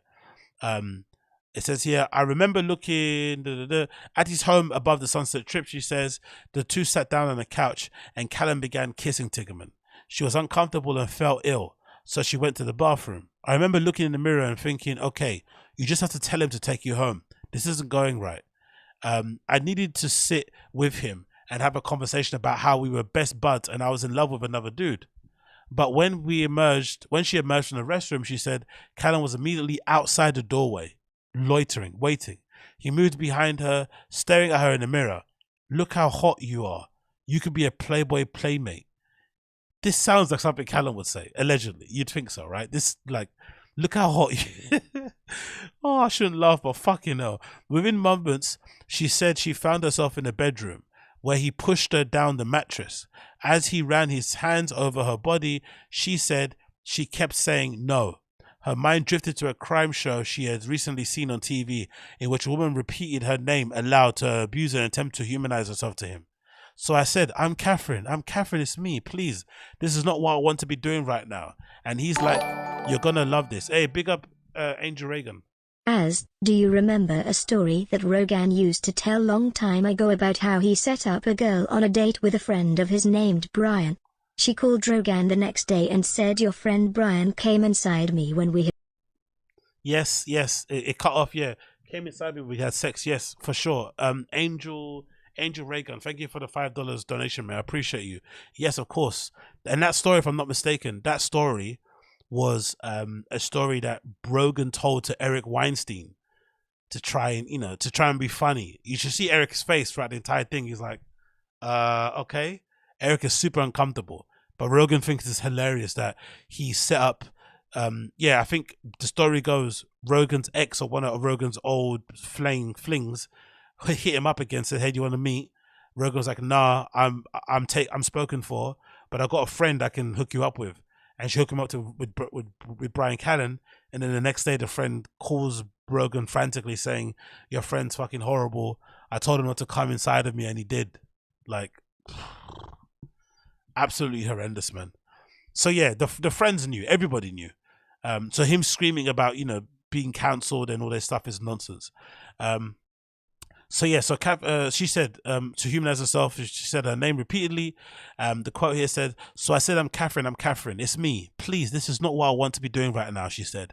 And he's like, "You're going to love this. We're just going to get this out of the way. You're going to love this. You're going to be my girlfriend." Doesn't this sound like something that you would associate with somebody who is similar to the character of Bryan Callen? Somebody that purports to be that character on podcast would say something like this: "You're going to be my girlfriend." She felt powerless. If she screamed, she feared no one would hear her from his private home. She didn't think she could escape from under the weight of his body, so she checked out, eventually ceasing her pleading and remaining silent. This is not how Callen remembers the incident. He stressed to the Times on Thursday that Tickerman's allegations of rape is demonstrably false. Okay, demonstrably false. Demonstrate why it's false then. Saying that they both agreed to have sex. Tickerman said that after the encounter was over, she immediately began crying and searching for her underwear. Her bottoms had been thrown to the ground where Callen's dog had chewed holes in them. Oh my God. Noticing her tears, he tried to calm her down. "Oh, come on. What am I? A big bad rapist? I'm not a big bad rapist," she said. "Come on. You're going to be my girlfriend now. We need to get this out of the way." Fucking hell. That quote is crazy. "Oh, come on. What am I? A big bad rapist? I'm not a big bad rapist. Come on. We're going to be my girlfriend now. We needed to get this out of the way." Crazy. Callen did not respond to a question about this comment. Again, see? So he responded and said it's demonstrably false, but he didn't defend himself on this. All egregious shit. And I guess that's the Tiggerman lady there. Tickerman told Callen he needed to drive her home, which he did. Back at her apartment, she called her best friend and then her boyfriend, Reno Romano, both of whom remembered her distraught phone calls and corroborated Tickerman's account. Romano drove to be with her, but she was so upset she wouldn't let him touch him. She wouldn't let him touch her. So, the time that it happened in 1999 or wherever it was, right? She called her two best friends and said, cryingly over the phone, "I think this guy may have raped me." And they both corroborated this account from 1999 when Callen was a nobody. In best, so maybe he was on that show, but he wasn't as famous as he is now. So it wasn't like she was like trying to, get money out of the guy or whatnot, or get a moment or whatever it may be. Cancel culture in that respect didn't exist the way it does exist now. So the fact that these people can corroborate that story and remember what happened with that phone call. It says here, "I just wanted to kill the guy," Romano recalled. "I tried to gently encourage her to do something about it, but she insisted it was better to put it behind her." Indeed, Tickerman acknowledged she threatened to break up with Romano if he told anyone what she told him. She feared that if her father found out, he would get into physical altercation with Callen and end up in jail. And the idea of going to the cops submitting a rape kit felt too physically invasive. So she went alone to get pregnancy tests and an STD test. Jesus Christ, man. Eventually, Callen stopped calling, but Tickerman will go on to confide in those closest to her about the alleged assault.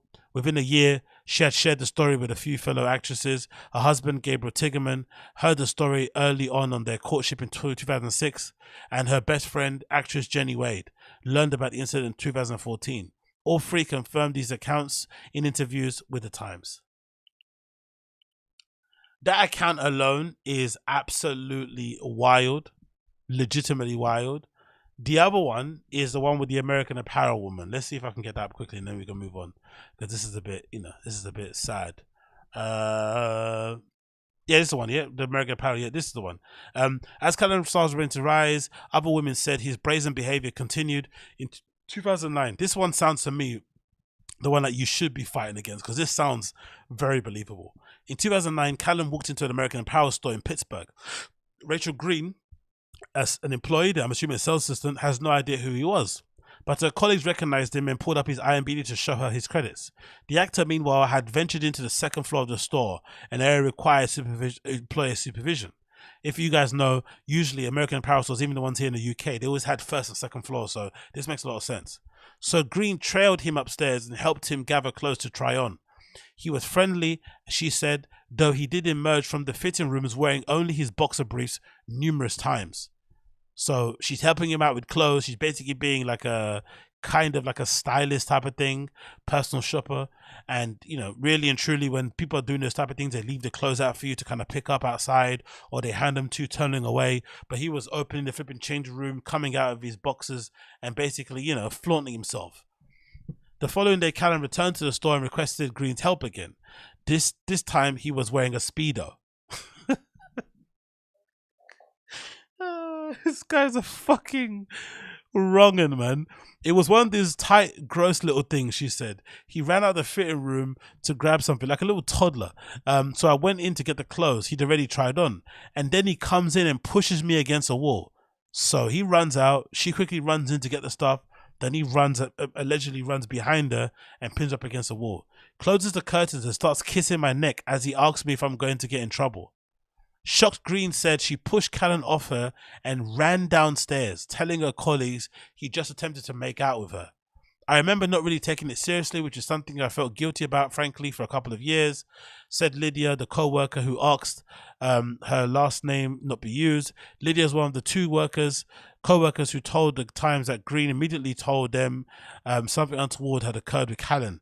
As I'd seen him on TV over the years, I felt like that was really not okay, and I tried to laugh it off. Callen denied ever forcing himself on any woman.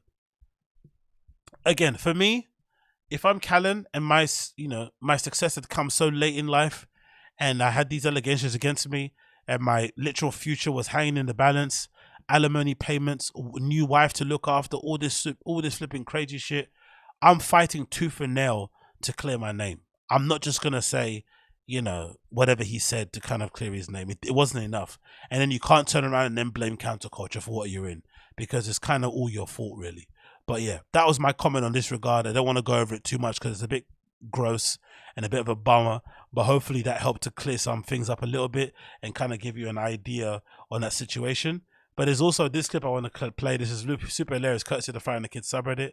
It's courtesy of an account called Siphon Filterer, and it's called a Bryan Callen example, and it basically says what I said in video format in a way more succinct and clearer and shorter way. It's 2 minutes 20 as well, so less rambling than mine, but it's a little video compilation that kind of gives you an idea of what I said. Yo, big up John Valdez for $2 super chat. Whitney said Callen pulled it out on her also. Exactly. So, a lot of people are claiming that he pulls out his winker on people. He's claiming he doesn't offer any counter narrative or any other example. Come on, brother. You have to give us something to kind of go off. And the trust me, bro, defense isn't good enough. Anyway, this is the video I want to play for you that kind of sums up my thoughts. It's a Bryan Callen example, courtesy of the Fire and the Kids subreddit, from an account called Siphon Filterer. This is pretty good. I wanted to ask, today we just have this justice system that really assumes guilt and has to be proven innocent. What should we be doing to actually get back to being innocent until proven guilty? It's a huge problem, because what happens is the minute you're accused of something, it doesn't matter. None of that matters. If you're listening to this only via the podcast, essentially the same clip is playing over, and there's clippings of articles that feature Bryan Callen's alleged rape accusations and whatnot on the screen as he's talking about counterculture and lack of due process. Is quite hilarious. What happens is every corporate sponsor you have and everybody you have business with stops doing business with you. You're looking good, though. Thank you. How good? And this is a clip of Whitney Cummings on The Fire and the Kid early on. This is the episode where Whitney talks about, you know, Bryan Callen taking out his piece inside the car. The one that the one that John Bowders mentioned in the super chat. I mean, like when my voice gets kind of gravelly. I wish there was a meter of how many times Callen's. Well, she's so immune to my sexual harassment that she just rolls her eyes. Due process is dead for a lot of people because the minute somebody comes up and says you did this, and the problem with that is that that person gets a story and you get a statement, and you're fucked. Hold on, that's what I mean. Like, I think part of the reason why he didn't defend himself is because Bryan Callen is rich. Like, his father is like a big banking executive. You know, people will go as far as saying his dad might be flipping in Illuminati and shit. But his dad, you know, Bryan Callen's dad is wealthy, like legitimately wealthy. He worked hard his entire life in his early 70s and shit. You know, he was responsible for, I forgot what the bank was called in the Middle East and shit. Like, he's legitimately like a big dog. So, yeah, people saying this is in CIA. Big up Sleeping Buddha. So it makes me think, if that's the case, this explains all of this. Because he's able to pay $20K per month alimony, and he doesn't sound like he's stressing for money. He doesn't really complain about money too much. He didn't try and defend himself as bad as you probably would want to if that happened to you. I never really heard about selling his house. I think he might have moved or whatever, but I never heard of him like selling stuff to kind of raise some funds.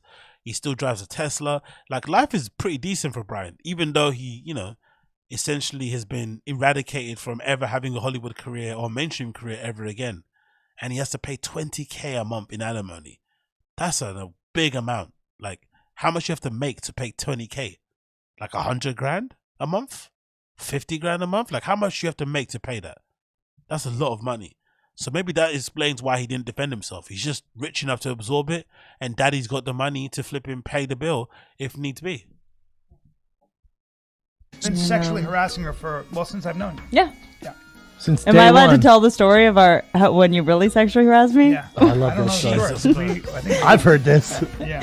We didn't hook up, but we were, there was this place called Westwood Brewing Company in Westwood, and it was like this really janky, Adam Hunter used to have a room there, and then you would try to have sex with those 3 drunk college girls. Sure would. After I had bombed in front of them. Hell dirtbag over here. It was only like 7:30, and you were like, can I get a ride? Turn the wheel, like, to like look where I was going, and I turned around and your dick was out. Hey, the old peekaboo. It was one night we kind of got together, and I go, can you imagine that being a move? Like, can you imagine that being a move? It's already bad enough when you have to, like, when you do unwanted, no, when you think you read the signs differently and you move to somebody and they're like not on that time at all. But just with words, like with DMs and shit, right? Where you think you read the signs like someone's into you, and you maybe throw a shot and they're like, no, I'm not into that at all. 0. Like, you're making me uncomfortable, actually. You're like, oh, shit. Yeah? That's bad enough with words. Can you imagine in a physical encounter with somebody who you deem to be a friend at that time also, right? This is not somebody you're trying to pursue. It's probably a little bit better when you're trying to pursue somebody, you just read the signals wrong. It's still a bit weird if you say what you say, but hey, you know, chalk up to the game. But can you imagine somebody you count as a friend, get into a car with them, under the proviso that you're going home or you're getting dropped off somewhere, and then you just pull out your piece as a move, as like a pickup routine or something? Like, honestly, disturbing to the max. I go, look at my dick. And then probably you were driving the car, and that night you were over it, and I was probably like, maybe I can figure out a way to get a blowjob. So well, it wasn't when you're, like that. but the great thing about you is that, and I don't know if it's to sort of manage if it doesn't work out, but from what I remember of like kind of hooking up, and I was like, get out of my apartment, no, seriously. Yeah, I was. But I was for sure trying to have sex with you. But here's what I did glean is that you do not hear no a lot. Yeah. I do know that. Yeah. Or you don't listen to it. I don't. That first compliment is pretty decent, right? You don't hear no a lot. So that means you're like a good looking dude who's, because I'm sure that happens as well, right? I'm sure in the spectrum of harassment, sometimes the most good looking guys probably are the most creepiest, as are the guys who don't get no action, like on either ends. Because if you're super good looking, conventionally, like all the women, like most women would like you, but then some woman doesn't like you, it could be a real kind of ego killer. It can really kind of dent your ego. It can throw you off a little bit. And I can imagine you going into a bit of a spiral, like, you know, trying to get them to like you. Like, why don't you like me? Every girl likes me. Every girl wants me. And you get a bit crepey, you get a bit harassed. You get like, you know, you harass them. You start becoming a little bit too much and stuff. That could happen. Also, on the other side of the end of the spectrum, if you don't get no girls whatsoever, you have no experience, you have nowhere to calibrate your flipping, you know, approach and what's appropriate, what isn't appropriate. You maybe say stuff that you shouldn't say. Maybe people feel uncomfortable too quickly, wherever it may be. So I can assume that's the thing. So that first compliment is a compliment, also a little bit of a backhanded compliment, because it's like, hey, you're the good-looking dude that most women like, but you also don't take no well because you're used to getting yeses. But then the second thing is like you don't listen to it is brutal. That second little clear up is absolutely horrible. Let's hear it again. You do not hear no a lot. Yeah. I do know that. Yeah. Or you don't listen to it. I don't listen to it. That's not who I am. That is not what. That video of him at home with his eyes darting around the place, that was a frightened guy. That was him being backed into a corner, like wondering what was going to go on. Like, he was manic. That was a manic episode there. That's not something I could do. Those are things never did things that I couldn't do. Those are not things. Okay, but who are you texting? Oh, Chicks! I'm sorry, dude. Man, you don't have to shout it. All right. Chicks! Ah, it's obnoxious the way you wind up, bro. That is not how I have ever lived my life. Anyway, fantastic compilation. Big up the flipping Fighting the Kid guy who put that together on the subreddit. Appreciate you for doing that. That's absolutely fantastic. Thank you so much. It's on the Fighting the Kid subreddit. You can find it yourself. It's called the Bryan Callen, a Bryan Callen example. Sorry, it's called a Bryan Callen example. It's by this user called Siphon Filter. So check it out if you haven't already. You can see it for yourself. It's available right there, right now. Go and find it. Do not delay if you want to check it for yourself. Anyways, moving on from that one, let's move on to some other things I wanted to talk about quickly here. Oh, let's talk about this actually. Brendan's got a new joke. I haven't heard it yet. I guess I kind of got the premise. I think it's to do with Bud Light or something, but I haven't heard it in full. So let's view what Brendan Schaub's new comedy bit is.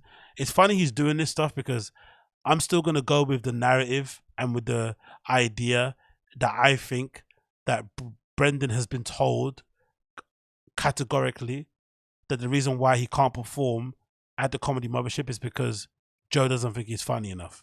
That's my theory. I just think Joe told him at one point, hey, you're not funny enough.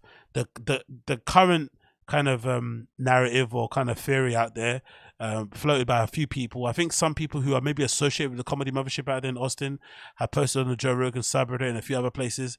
They've basically said that word on the road is that Rogan told Brendan that Adam Egert is the guy to speak to. He's the main booker guy and they're just too booked. They've got too many people at the moment, and he kind of just like, you know, palmed him off to Adam Egert and said, look, I can't help you right now. Talk to Adam Egert. And of course, Adam Egert has no loyalties to Brendan, doesn't know him the way Joe does. So he's able to kind of say no easier. But my theory is that Brendan told him, hey, you're not funny now. You're not at the level we need to come perform at this club. And he doesn't basically think he's funny enough. And I think the reason why is because I buy into this story that allegedly, BGL said it. It's not my story. BGL said it. I think he told people on the live stream that Rogan told Brendan to stop putting out the flipping clips of his comedy. Like, stop putting out these little clips because they're not doing any favors. The bits aren't good enough. You know, tighten up the bits first before you release the clips. And Brendan took that as some sort of way he took that as an offense for some reason, and he's not listening, and he decided to keep doing it anyway. So that's the reason why also Rogan doesn't want to have him at the Comedy Mothership, because, you know, he's seen his material online and doesn't like it. Anyway, Brendan's got a new bit here, features on his Twitter. It's also on his Instagram. We're going to check it out here in real time together and see what lovely comedy he has for us. The caption says, Bud Light is crazy, huh? With a question mark. And it's pimp. This is the bit that he's using to promote his up-and-coming dates at the La Jolla Comedy Club for June 2nd to the 4th, and also his tour of the UK, Dublin, England, which is the same thing, UK, England, but hey, whatever. UK and Dublin tour from June 15th to 25th.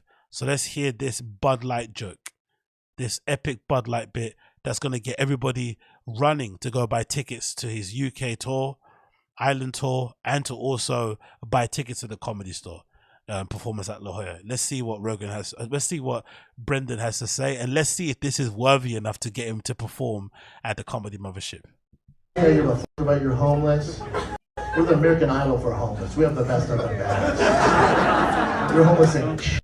You know what your homeless is though? Your homeless is fucking aggressive, dude. Your homeless is super aggressive. Me and my brother were getting around town on scooters. We go by one homeless guy, goes, "Nice jeans." I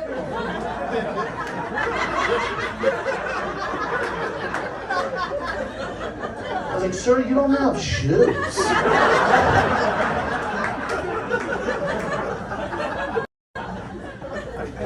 To be fair though, I was drinking a Bud Light. I was drinking a Bud Light. That probably threw him off. The Bud Light to do it, man. Within the jeans is the Bud Light. How about Bud Light? God, they messed up. Boy, they just didn't read the room, did they? They don't know their audience. They had a market that was like, yeah, we're just trying to get rid of that bro culture. It's not what we want to represent. It's like, you do not know who drinks Bud Light. I don't see the problem with Bud Light, dude. I love Bud Light. Like, dude, people are so homophobic. Like, oh, you're gonna drink Bud Light, turn gay? Get it out of here.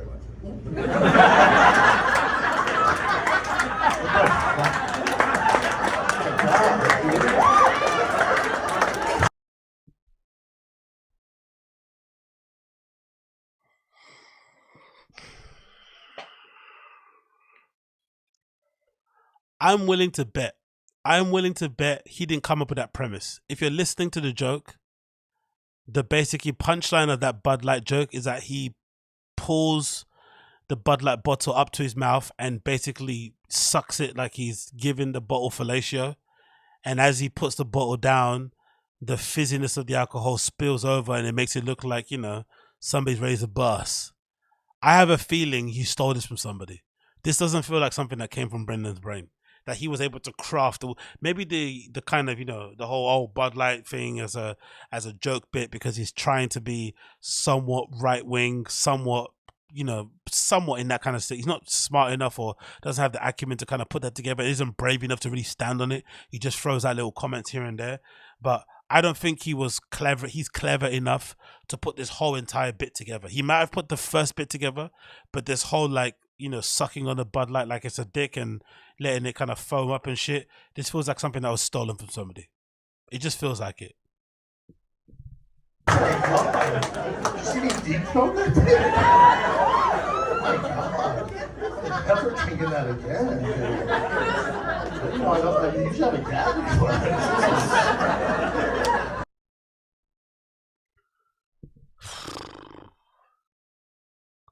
Who's ready for physical comedy Brendan Schaub in 2023 and beyond?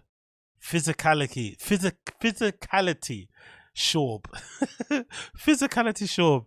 First of all, storytelling and shit. Now it's physicality Schaub in 2023 and beyond. That was legitimately horrendous. The other thing I noticed as well, again, I don't know nothing about stand-up. I have never done it myself. So maybe I'm talking out my ass. This is maybe edited. Have you noticed how he rushes through his bits? Like, he rushes. He doesn't enunciate properly. And again, I don't pronounce my words properly sometimes, but he doesn't take his time to say the words, to let the words breathe, to give lines some space before starting again. It's all like really rushed. It kind of feels like, have you ever given a speech or a talk at work sometimes? Maybe to give a presentation. And then you run it through your head, it's pretty easy. And when you get on stage or when you have to speak in front of people, you stand up, your mouth kind of tightens up. It feels really small and you start to get really, you know, shortness of breath. You feel a little bit anxious and you start to rush through your words. You can calm down after a while, but you're rushing through the first half. And maybe you have that squeaky Burt voice thing going on. Like, it feels really crazy. That's how it feels like when he's doing stand-up. It feels like that. And it just sounds very super jello. He's got that Adderall cadence. It kind of sounds very open mic level. That's the thing that's funny about this. He cut corners, but the corners came back and hit him over the back of the head. You can't run away from it. He just sounds very, and again, this isn't his fault. Sometimes it's just your level.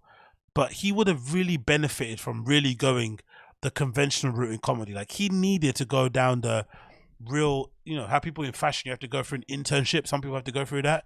Or some people can be like, you know, Alexander McQueen and just be a genius from like university and have, you know, editors and socialites buying your entire graduate collection like Alexander McQueen did when he came out of uni straight away. But some people need to go through uni. They need to do a master's in fashion. They need to go an intern. They need to work under a brand, and then they launch their brand. And I think Brendan is the same. He needed to go through the entire comedy schooling or the system, and then maybe he's still not a guarantee, but he would have had a chance to be funny.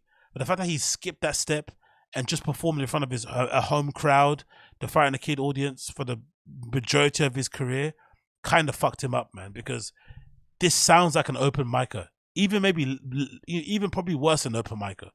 Like, it's just terrible. Like that guy from yesterday. Yesterday. That guy from the last stream. The guy that I labeled as Brendan Schaub's brother. The one that was on Kill Tony.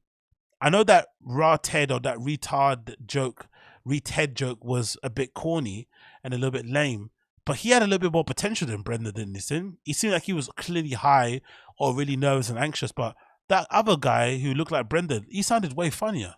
I think so. He sounded way, way funnier. And he wasn't that great either. So, damn, son. This is terrible. But he's loving it, I guess. Let's see the comments, actually. Let's see what the fans have to say. The Rinks, are you going to the London show? Of course I am. Of course I'm going. I'm going to the London show and I'm going to report back. You're going to hear me talk about it on the live stream. I'm going to report back.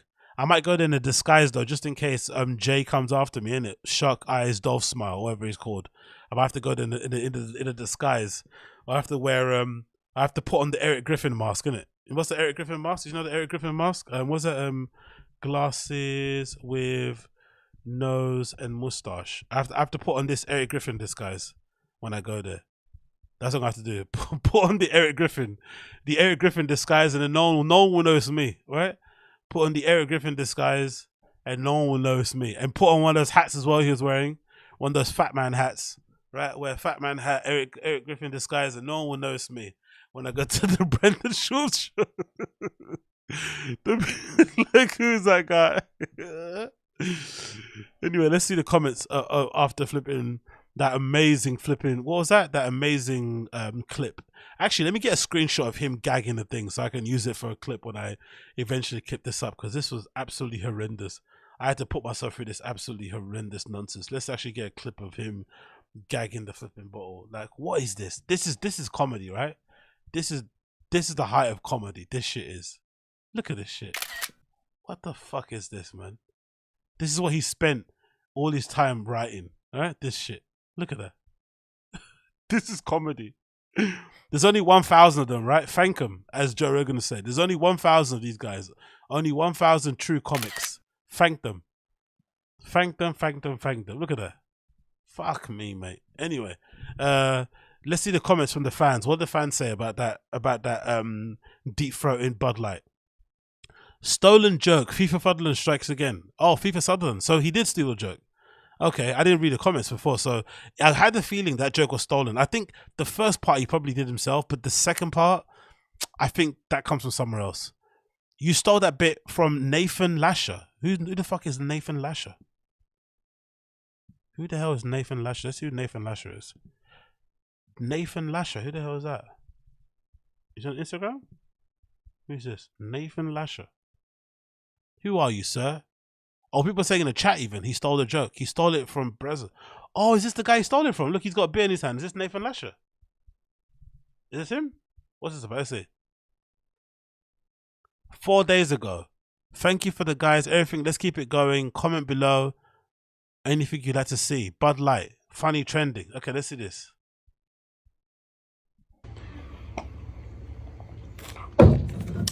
Oh, man. Well, hey. Just wanted to thank you guys for 200,000 likes and almost 7 million views. Okay, cool. It's not that one. Maybe it's this one. Is it this? What's the Bud Light joke? Is it this? Yeah, maybe it's this. So everybody been fucking saying, dude, that Bud Light sponsored a tranny or some shit, dude. And apparently it makes you gay. I'm like, the fuck, man? Been drinking Bud Light for fucking years, man. And I don't see how it makes you gay.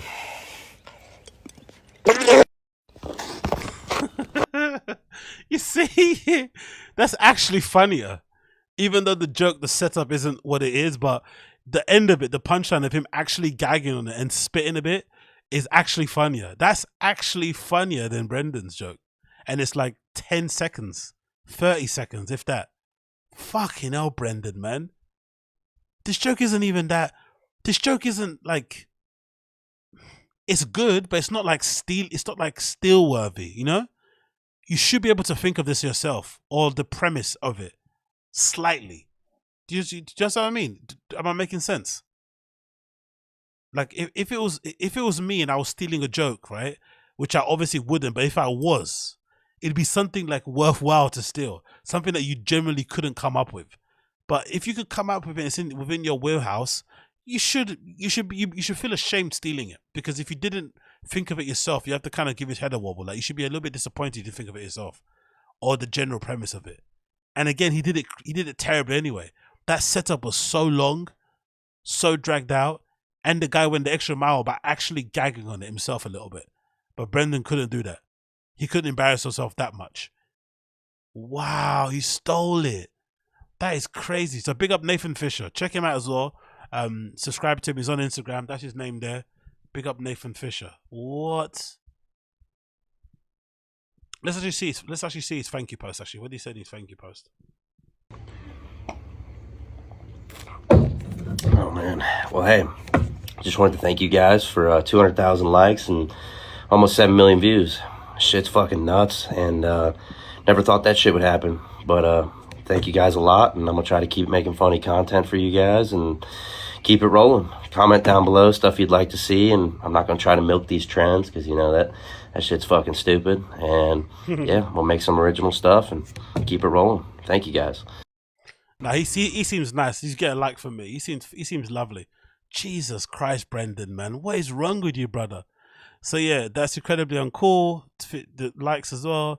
England is part of the UK sunshine. Exactly.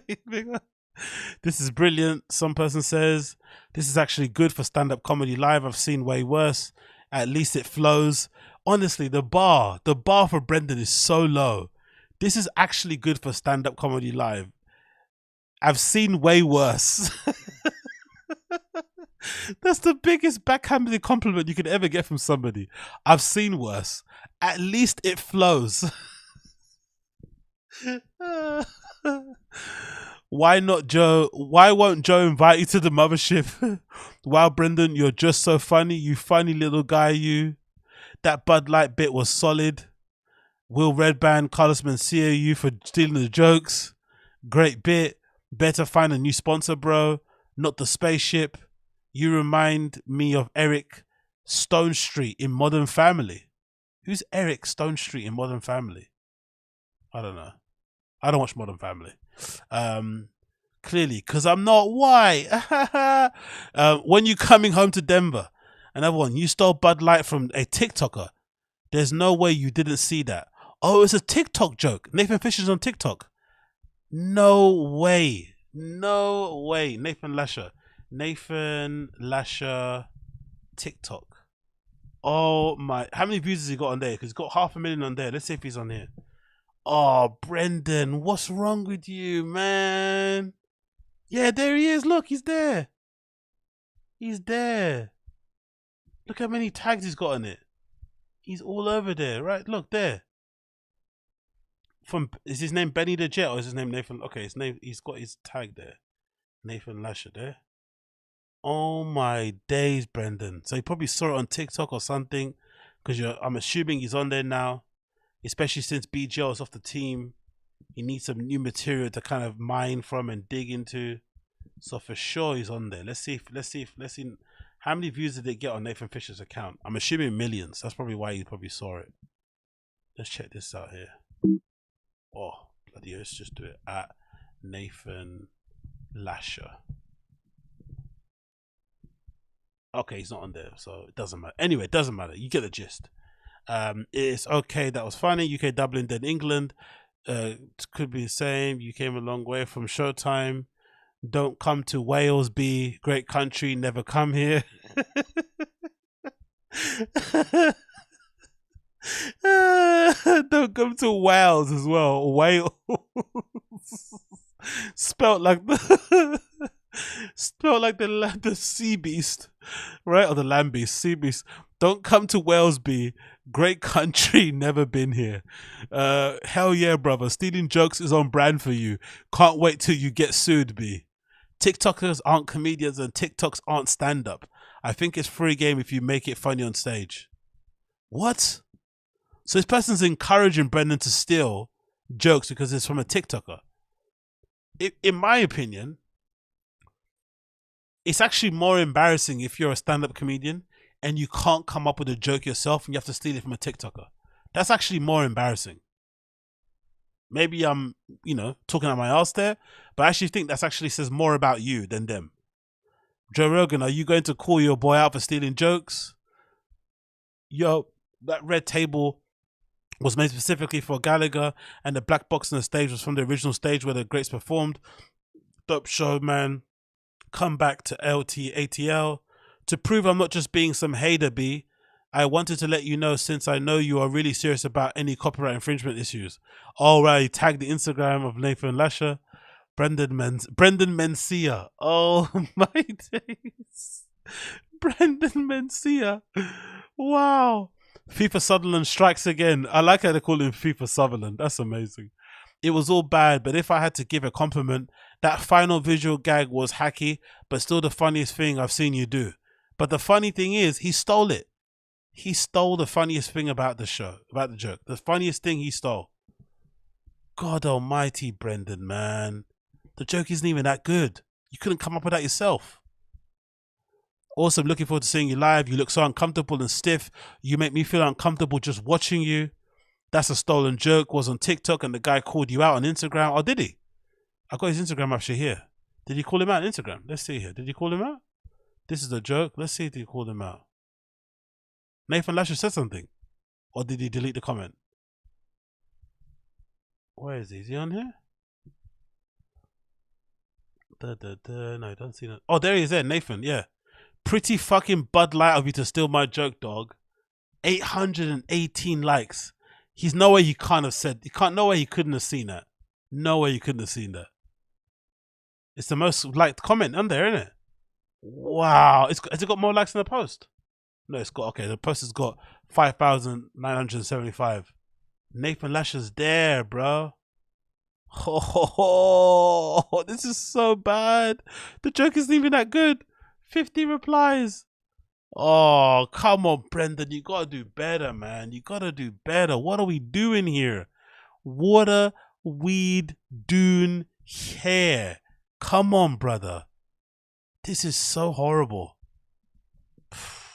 Just when you think he's actually writing and doing something, it then turns out he's not. Oh, yeah. This guy, man. This guy's beyond help, really, to be honest. He's beyond help. Knowing all the attention that's on him, knowing all the people that kind of microanalyze and stalk him all over the internet, a whole subreddit dedicated to flipping shit on him every day, you'd think he'd be a little bit more careful, innit? And be a little bit more, I don't know, just have a little bit more flipping discretion in his stealing or whatever it may be. But nah, he just goes. Fucking hell, mate. Fucking hell, Brendan. Anyway, whatever. Move on from that one. Exactly. Johnny Doman, lock him up. Lock him up. Oh, lock him up. Lock him up. Fucking hell, man.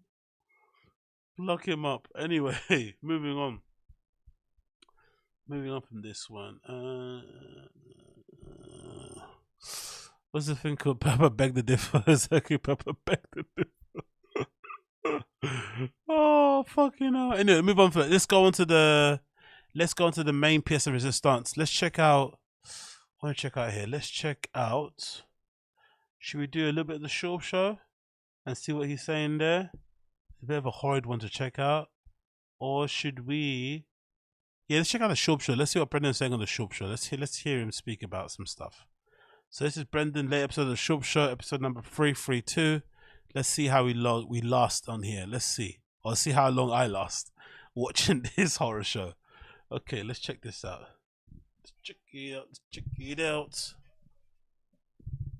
It's a huge test for Jake because the volume of Nate, the chin of Nate, and after I was one of the first. Came this day, April 17th. How is it? What is poppin', family? Kids say fam, I say family. It is Monday, April 17th. How is everybody? You good? There's a reason if you're watching this right now on YouTube. If you're listening to it, you can't tell, but I have 2 pairs of nuts hanging off my eyes. Your boy's exhausted. You look at that all the time. And I'm still confused. I think someone said in the stream chat before that it's because he's got kids and he takes his kid to school, which makes sense. That's nice, admirable. But you've got a job where you can make your own hours. You don't do like me and set a stream up for flipping 12 and then turn up at 1. But essentially, you can turn up whenever you want. You can make your own schedule. If that's the case, if you have to take your kids to school, why not come back, have a cold shower, have some breakfast, I don't know, freshen up a bit before you record? Why do you have to call straight away when he wakes up? Because he's clearly not a morning person. And maybe he's like drinking at night and shit. He's out on the town, out on tour, working or whatnot, drinking all the Tiger whiskey by himself. Like maybe he's just hungover. But I just don't get the need to kind of get straight into the flipping podcast studio to record this, because this is without a doubt one of the worst shows that he has. This Schaub show is the worst example of him ever. Worst quality. Even if you're a fan, you can't say this is the best show. This is definitely his poorest product.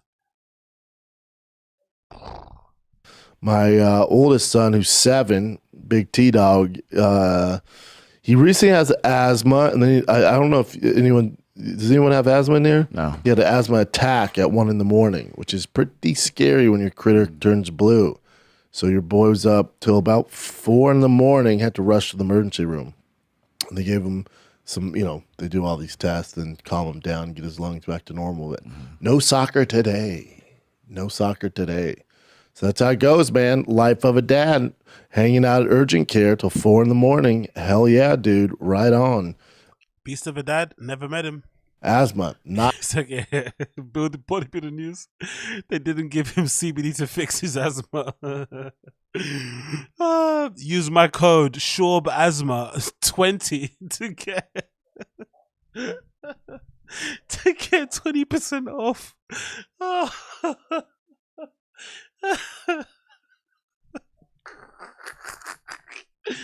That scam was fucking horrible, man. Honestly, that scam that he ran before, man, with his kid having, what is it, epileptic fix or something. I don't know what it was. I don't know. It was a horrible scam. Horrible scam. But yeah, big up him. Not fun. Fresh off the plane from Atlanta, Georgia. Shout out to Atlanta. Survived the Lenox Mall. And they also have one of my favorite steakhouses. Their little alley is fantastic. Chin came there. Chin came with us. We went to the Georgia Aquarium. We got hooked up too. We had the behind the scenes tour, which is dope. Yeah, it was fun, right? Mm-hmm. My boy Taylor Seacham, Seacham is like the Seacham is basically like the Coca-Cola for fish products. Like they supply everyone. They're super great products, especially if you have home aquariums. I took this picture because I'm a nerd about this stuff. I'm way too into fish tanks. My fish are. How could you be a nerd into something when you just ruin it and you kill all the fish? I know it's a common theme with like older men who kind of have no hobbies. Usually fish tends to be the thing. But the ones I've seen on Reddit, the actual people that have, actual tanks and stuff at home, they take it very seriously. They take pride in having really clean tanks. They take pride in, ensuring that the fish are healthy and don't die and shit. It's not just some like slapstick shit. But for the most part, all we've heard is him just catching body after body in his tank. buying all these exotic fishes, putting like, you know, breeds of fish together that aren't meant to be together and shit, and a complete catastrophe. So saying you're balls deep into something and really into something when clearly everything so far that we've seen that demonstrates you doing it, you're terrible at, is a bit, you know, bit crazy to say that, to be fair. He's clearly not good at this fish shit. They're thriving. The arowana's getting so big. Your boy's gonna have to upgrade his tank. It stresses me out. I think about it every day, all the time. Yeah, because it's so big, you have to get a giant tank. That's a straight Humble brag. House is so big, tank is so big, dick is so big, everything's big. manta ray there. They had a tank that was, I think, what did they say, 1.2 million gallons. Oh, really? Andre J said he was dumping fish into his tanks without cycling, and they died from was that ammonia poisoning? God almighty. That room must smell crazy. Because I've known of some kids or some guys before I grew up with who would have fish tanks. You know, a lot of people find it really calming and whatnot. And they would clean their tanks quite often, but it'll still smell funky. So imagine what his room must smell like, where the fish tanks are. Oh God. It was something insane. Yeah. And then I like, because we had like a behind the scenes tour because of our boy Taylor, but I like to see the setup, the filter systems they use. Oh, Tom, he pisses in the tank too. Please don't say that. I hope so. Please not. Please no. All these pipes and plumbs, you know, the plumbing's pretty dope, and just how they get all the filter and all that stuff, and then the lights for the reef. So I started recently getting into saltwater tanks. Haven't pulled the trigger yet. Looking at a Red Sea aquarium, so we'll see. It's a big commitment. Got to be honest, fellas. But the lighting to keep the, you know, in nature, like in the ocean, those corals need to thrive in a certain kind of lighting. So you have to purchase those lights at your home. Well, just each light is around $1,000. Right? You look what he's talking about. People talk about cycling, right? In terms of the flipping, cleaning the water and cleaning the tanks and shit. How often are you meant to cycle a flipping fish tank? For those of you guys who are familiar with having, you know, fish and shit. Like, how often are you meant to do that? Every week? Every other couple of days? Like, you never heard him talking about that. All he's speaking about is getting a new fancy tank with new fancy lights and shit. But when have you heard him kind of, you know, maybe improving on his flipping overall cleanliness of that tank and cleaning it regularly or whatever it may be, or replacing the water whenever it may be? He's just fucking talking about lights and flipping gadgets and shit. Or, you know, it's just another way of, like, I don't know, it's just strange. Depends on his stocking or what he's stocking and a filtration system. So yeah, it's case by case, but it seems like you need to kind of pay some attention to it. It's something that should be on the front of mind. But this man is obsessed with fucking lights. I think his fish, I think the fish thing is just a new bit for him to have something to talk about and try to find some funny, Tom. Yeah, also, I think it's also that, but it also is maybe something more sadder. It also is maybe legit has nothing to do and he doesn't want to hang out with his family. Like legit, like, because he seems to love being on the road. Like most comedians, they don't like being at home. They want to spend as less time as possible away from their families. A lot of these guys, I think even Brendan admitted in a jokey way that he'd go out of his way to kind of book loads of shows back to back so he doesn't have to spend time at home all the time.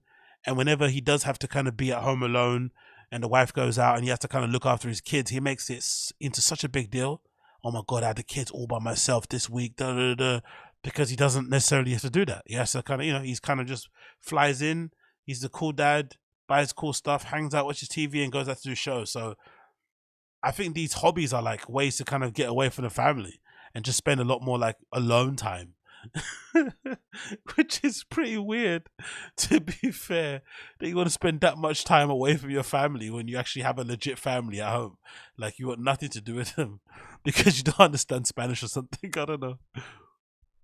Oh, it's fucking hilarious. Is my thing loading again? Yo, Probably $600,000. Look at their lighting just on one freaking aquarium. And they were gigantic too. Huge. Yeah. And I asked the guy, the tour guide, I'm like, hey, how much in lighting? Of course, Chin fucking serial killer is into it too, isn't it? Right? He knows all about fucking dumping fish, aka human remains in fucking water in it. He knows all about that. He's like, I have no idea. Do you know anything about lights? I'm like, I know just for a home aquarium, one stupid little bulb's about $1,000. He's like, think what that is. I'm like, oh, dude, I don't know, $500,000 and just in lighting, just to get that tank popping, and that's their small tank. Gotta be honest, felt bad for the what was it, the white kind of whale things. Oh, belugas. The belugas. Yeah, that was. He's like, it's just big enough for them to turn around. I was like, it sucked. Yeah, they're so cute too. That's bumming me out, man. Yeah, yeah, it's tough. But shout out to Atlanta. Thanks for coming out, y'all. We got a clip coming up today about Atlanta and Bud Light. Should be a fun one. Yeah. Hella fun, mate. Great bit. Never met him. Some great UFC fights over the weekend. Y'all must have forgot about Max Holloway, son. Y'all must have freaking forgot. This is one of those things that the UFC does, you know, with Arnold Allen being undefeated in the UFC. Not undefeated overall. I think he lost once before this back in the day, but undefeated in the UFC. So kid's definitely a prospect. He's my dark horse still to become world champion. But the toss a young lion, a young London lion, Arnold Allen, to just a veteran who's been around forever, former world champion. This guy is meant to be, again, like, just imagine. This should be his premiere show. This should be the show that is just easy to just like do with your eyes closed.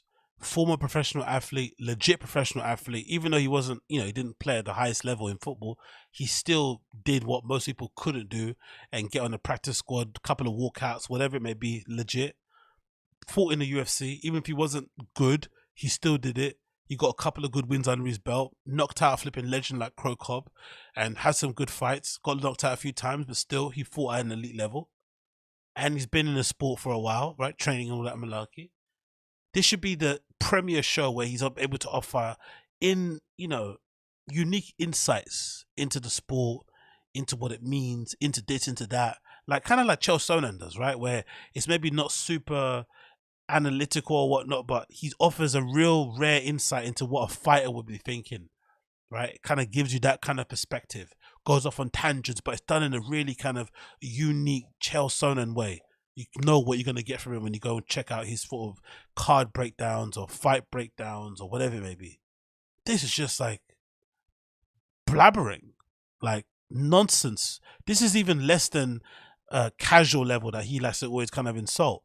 Because I think a lot of casuals know their shit now, especially with the amount of podcasts and YouTube channels out there. Everyone's got access to real bits of content and people who know their shit, and people watch the cards a lot, and there's clips online, and most of the fight cards you can watch again for free or download or whatnot and apps. So this is this is below casual level. This is horrendous, like horrendous. And usually it goes like it would John Jones, versus a guy like, John fought all the old heads, like a Rampage, or if you look at John Chael, Lyoto Machida, Vitor Belfort, all those guys, the Janitor, that was his first kind of test. For me, it was Gabriel Gonzaga. There's always it's the young lion versus the savvy vets. But one thing you're taking out of account here when you talk about Max Holloway is he's not one of those guys who are just, he's been around since 18? He's been around since he's 18, and we saw him develop in the UFC and become, one of the best to ever do it in the featherweight division, if not the best featherweight of all time. The fights with Volkanovski would beg to differ, but still, He said it. Beg to differ. Why do you think he says that wrong? Why do you think he says that wrong and no one corrects him? Or why doesn't he correct himself? Beg to differ. The fights with Volkanovski would beg to differ, but still. Do you think he just doesn't hear it properly and thinks it's actually beg to differ and not beg to differ? Best featherweight of all time. The fights with Volkanovski would beg to differ, but still, Max Holloway's been a staple of that division for how long? How many years? And I think the only non-title fight that he's lost was to Conor McGregor back in the day. So every time this dude fights, if he loses, it's only for a title. If it's not for a title, y'all in trouble. I don't care who you are. So I think the agenda here was to put over Arnold Allen over Max Holloway, but you're assuming that Max Holloway's over the hill, and he's not. He looked damn good. His output was ridiculous. He's facing a guy, probably the toughest matchup for Arnold Allen. Wasn't crazy about the matchup, to be honest, for Max Holloway. Max got hit a lot of times, though. It wasn't a one-sided fight, I don't think. If anything, I thought the commentary, again, maybe you guys are more balls deep into the UFC MMA than I am. I was watching the fight with one eye because I was doing other things. But I thought that fight was a lot closer than what it seemed. I thought even Arnold might have taken this first. Tom Arnold might have taken even the flipping last round, especially the first, minute and a half and stuff. He came out really, really fast because I think he was told by his corner that he was probably down on points. But I didn't think Max was that impressive. I thought, if anything, Arnold, took it to him pretty well, and he got lit up a few times and whatnot. They both got incredible chins, so none of them was, I don't think either was going to get knocked out anytime soon, but it wasn't exactly like he didn't ragdoll him in any way, shape, or form. It wasn't like that Rosa fight, I don't know. People are saying 4-1, really? What, 4-1 Max Holloway? Or 4-1 Tom Arnold? Maybe I watched it differently, but I thought the fight was a lot closer than what the commentary team made it seem to be. And it made sense because I think DC and Max Holloway are close friends and shit. So it makes sense. Okay, people are saying Max. Yes, Max. Okay, cool. All right, fair enough. Maybe you all agree. Maybe I'm the redact here. Maybe I'm the filthy, hoary casual. But then that was me assuming that Max Holloway has lost a step. He definitely has it. Also in that 5th round, which is the only round I gave to Arnold Allen, in that 5th round, you would probably have to say if that thing lasted another 10, 15 seconds, Max Holloway was going to finish him. Because at the end there, Allen lands a great, I think it was an elbow, and they're trading literally just caution to the wind, and then Max drops his ass. So that could, when he gets you hurt, he's going to get you out of there. So that could have got a little rough for Arnold. But it was, end of the round. Nobody really fights like that for an entirety of a round. But shout out to Arnold Allen. This is the best thing that happened for him. Could he beat a Volkanovski right now? No, he's just not there yet. So I think for Arnold, it's a good learning experience for him. He went 5 rounds with a world-class title contender, former world champion. This is good, man. And again, this isn't boxing. This isn't like other leagues where you lose one and, it's the end of the road. No, for Arnold Allen, all right, so he lost to Max Holloway. So he went to decision to Max Holloway. 49-46, I agree with. 48-47, I don't see that, but, Can you maybe break down the fight? I don't know, bits and pieces of the fight that you enjoyed. Maybe moments in the rounds that maybe stuck out to you. Maybe some techniques that you like to see there. Some takedown defenses that you were impressed by. Maybe comment on the lack of grappling or something. I don't know. Can you offer something more than just this? This is the most generic ERIK flipping, coverage of a UFC I've ever seen in my entire life. And the problem he has in general is that there's so many good or really, really, really good UFC MMA podcasts out there. Some of them don't even have that many viewers. Like, there's legitimately really decent content out there for people who want to, watch pre or post fight content around UFC or MMA, that this is just not up to scratch. So I'm actually wondering who actually watches this. Like, who's actually tuning into this shit? Like, who's giving this stuff 24,000 views? Because if you're balls deep into UFC, surely there are other things that you could check out. But maybe I'm hating. These judges are morons. But 49-46 was fair. And the 2 judges got it right. So for Arnold Allen, just back to the drawing board, you're just not there yet. He has all the potential to be world champion. He's just not there yet. That's okay. That's okay. You could be homeboy who was 18, who fought on the main card last weekend, and it's tough to say that. Not there yet. That would even be acceptable at this point. It's like oh, dude, you got to jump out of the UFC, get some experience, get some skill, then come back. For Arnold Allen, it's like, no, we got to tweak a few things. You're just not at the top forward level yet. You'll get there. He has all the skills to get it done. Has a granite chin. So is Max Holloway. That's the thing. Max Holloway and Arnold Allen hits like a Mack truck for a featherweight. He lands he landed a left hook there, flush. He landed some knees, some elbows. Like, Max Holloway's chin's ridiculous, man. Max Holloway looked amazing. How you say ridiculous again? Like, Max Holloway's chin's ridiculous, man. Ridiculous.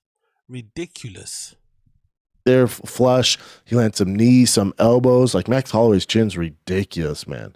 Max Holloway looked amazing. Beg to differ. The one that bummed me out, again, this is another, common theme here. You had Billy Cortillo, who I love. Billy's so Yeah, you love him so much you can't say his name properly. Cool. much fun to watch. And before this Barboza fight, he's on a straight. Billy, who I love. What's his name? Great guy. Never met him. Rampage. With Edson Barboza, you don't know what you're going to get till Edson Barboza. That knee was just so picture perfect flush. I don't know anybody that wouldn't be knocked out by that. If you look how Billy's dealing with on Twitter, it's funny, man. It's so funny. It's so funny. He just, he's dealing with the way you should. Obviously, you're going to get the haters out there, but those people don't matter. But he's dealing with it. He's engaging with it. He's rolling with it. Would you have done the same thing? Or would you have tried to get them all flipping sued like he did with fucking Uniques? At least he's doing something. Trying to kind of, make the pain less painful in some way, shape or form. It's probably not going to help in the long run, but because, it's fighter, essentially no one wants to go out the way he did. But at least he's doing something. What would you have done? Haters, they do not matter. Oh, come on. You don't matter. We don't matter. Oh, no one matters anyway. Who matters?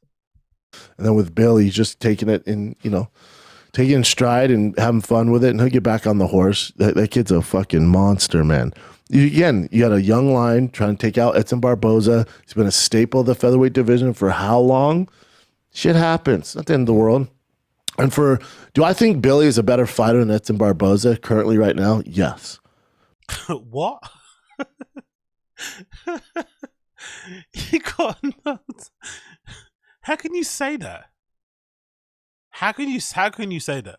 Like, honestly, how can you say that when he just got knocked out? Not to be unfair to the guy, he just got knocked out. How can you say he's a better fighter than the other guy? How does that work? But you got caught with that knee. It happens. That's what happened. Edson Barboza is one of the best strikers to ever grace the octagon. Shit happens in this. But one of the best strikers to ever grace the octagon is not a better fighter than a new prospect who got caught with a knee. Okay. Game. That's why it's the toughest sport to bet on. It's by far the toughest sport to bet on. If you talk to legit gamblers who make a living off gambling, they hate betting on the UFC. They absolutely hate it. Of course, yeah. There's too many ways to lose. For Billy, he lost probably the one way you could have lost. Knee to the fucking face flush. Yeah, dude. What? You could have lost many ways against Edson Barboza, especially when it comes to striking. Why would the knee in the face be the first thing? What, because of the takedowns? Because it's coming up through the middle? Come on. It's going to be a short night for you. My boy Justin Jacoby lost. That was a great fight, though. Cutelabra, Tanner Bozer, ridiculous fight. I'm assuming that got fight of the night. Because some of these I was able to watch in the green room in Atlanta, then some I had to watch this morning. So, fight of the night. Oh, that Algeo and... Imagine you're at his comedy flipping show in Atlanta. Instead of kind of, going over lines and geeing himself up to flip and perform, he's at the back getting drunk watching UFC on his laptop. That's you really getting your money's worth, isn't it? Top tier content, mate. TJ Brown, that fight was phenomenal. Edson Barboza, Brandon Royval, Gillian Robertson, all deserving. The Brandon Royval, again, I told you guys this last week. How dare you put him on prelims on a fight night? He might have heard you, though, because that's what he said at the post. Oh, did he? Post-fight press conference. He was so pissed off to be. Yeah, by the way, what was going on with that one? I tuned into that was the first fight I saw on the prelims. I was like, hold on, why is this guy fighting on the prelims? He's way too good. And he absolutely, when people say, was it walking down somebody? Like, he walked down his opponent. That was brutal to watch. When somebody knows they're better than you, like, that's what it basically looked like. But what is Brendan what is he doing in fucking the prelims? Did he piss off Dana or something? Did he demand more money?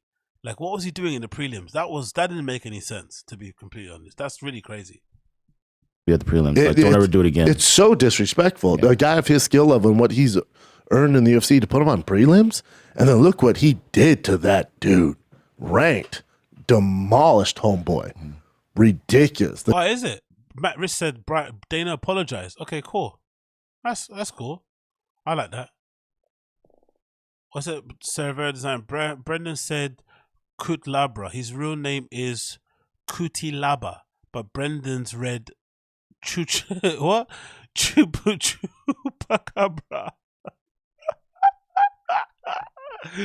I don't even bother the pronunciations of the names because he's just all over the place, man. There's a clip already going kind of viral in the Fire in the Kids subreddit where he thought Ethan Hawke was Stephen Hawkins. Now, don't get me wrong, the clip is a bit misleading. I don't know if Brendan made the joke because of the similar surnames, or if he genuinely thought Ethan Hawke was Stephen Hawkins. I don't know, but that's going viral. Like, this guy's a multi-millionaire, by the way. Multi-millionaire, and he can barely speak English. Barely speak English. Life truly isn't fair. The knees, the elbows, ridiculous, man. Of course, Zach Cummins and Ed Herman retired. Yep, double. Simultaneous retirement. I think Dana gave him... How do you say... What? Say that word again? Yeah, simultaneous, double. What? Simultaneous. Simultaneous. Of course, Zach Cummins and Ed Herman retired. Yep, double. Simultaneous. Simultaneous. Simultaneous. Even he's making me say it wrong. Simultaneous. Simultaneous. Zach Cummins and Ed Herman retired. Yep, double. Simultaneous. Simultaneous. Simon. Big up the simultaneous mandem. Retirement. I think Dana gave him both 50K. Just being like, cool, thanks for the memories. Enjoy the CT. Thanks for the memories. What are you going to do? That's not Dana. I'm just being silly. That's cool too, 50K. That's pretty awesome. And then he wonders why Dana doesn't like him. No, me and Dana are cool. We're best friends. No, you're not. He hates you. And Dana's more petty than you are. Or more hateful than you are, actually. He's going to hold that grudge until the end of time. You're never going to be good at him. Cool. Our boy Clay Guida got a little bit of heat there, right? I'm sure you have in the current events because Clay Guida, we thought was going to retire and he used it to wish somebody happy birthday. Dana was not happy. No. Now, I didn't see this. I just saw that Dana was not happy. Let me see Clay Guida's take. Here you go. Are you walking away from the game? What do you say, Kansas City? Let me hear you guys. What do you say, Kansas City? But I think Clay, to be fair to Clay Guida, he's definitely got CTE and he's also a little bit not right in the head anyway. He's not all there overall. Like, he never has been. He's always a little bit, you know what I mean. So I wouldn't take this too seriously personally, but hey. DC, I tricked you guys. There ain't no way I'm walking away yet. I want to congratulate this young. There's more in the beginning, but he took off his gloves. He made it seem like he's going to retire. I was going to say, that's not too bad. Yeah, but that was like them forcing it on him, but he did the whole... No, that was... He took his gloves off, did the whole bit. But Bill Algeo, the guy that was just kicking ass as well, he also pretended to retire. So there's two guys that pretended to retire. That's why Dana White was pissed off. Yeah, So I'm with Dana. I don't like that shit, man. Everything's going well. I got a beautiful wife. I got a beautiful baby boy at home. So I want to make this official announcement that I ain't no retiring, baby. Woo! You're going to have to drag my carcass out of here. And then was that after Clay? I don't know I think Bill came in. What did they expect though? The UFC, this is the thing I hate about the UFC also. They don't pay the fighters correctly, or they don't pay their fighters fairly, to say, to put it correctly, or to put it better than before. And then they also signed a deal with the WWE. What do you think is going to happen?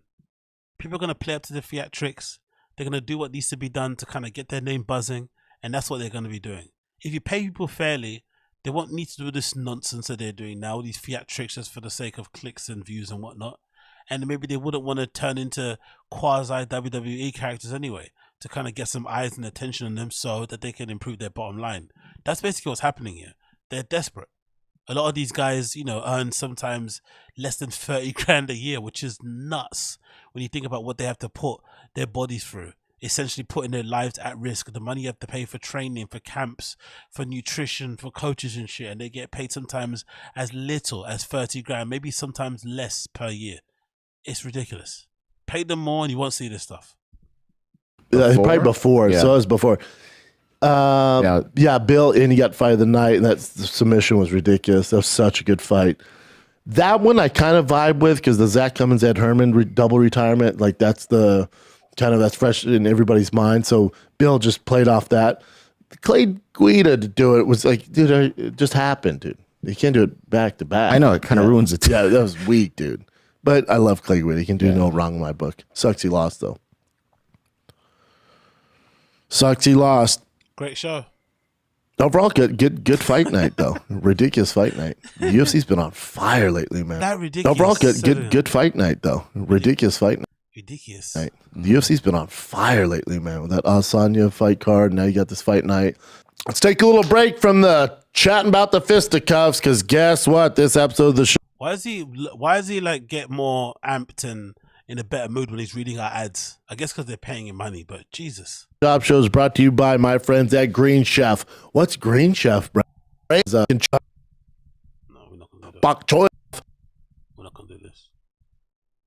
Opt in, plays the same game parlay on Fucking hell. Hard ads. Vasa, Derek Lewis, Maurice Green, you know, and then they have a common opponent, Alistair Overeem. See what Curtis Blades did, Alistair Overeem? You see him mollywop Alistair Overeem? Like, literally, big brother him. Bully, MTV bully beatdown. So, as much as they're not doing Curtis Blades any favors, they had nothing else to do with him right now with John and Stipe fighting.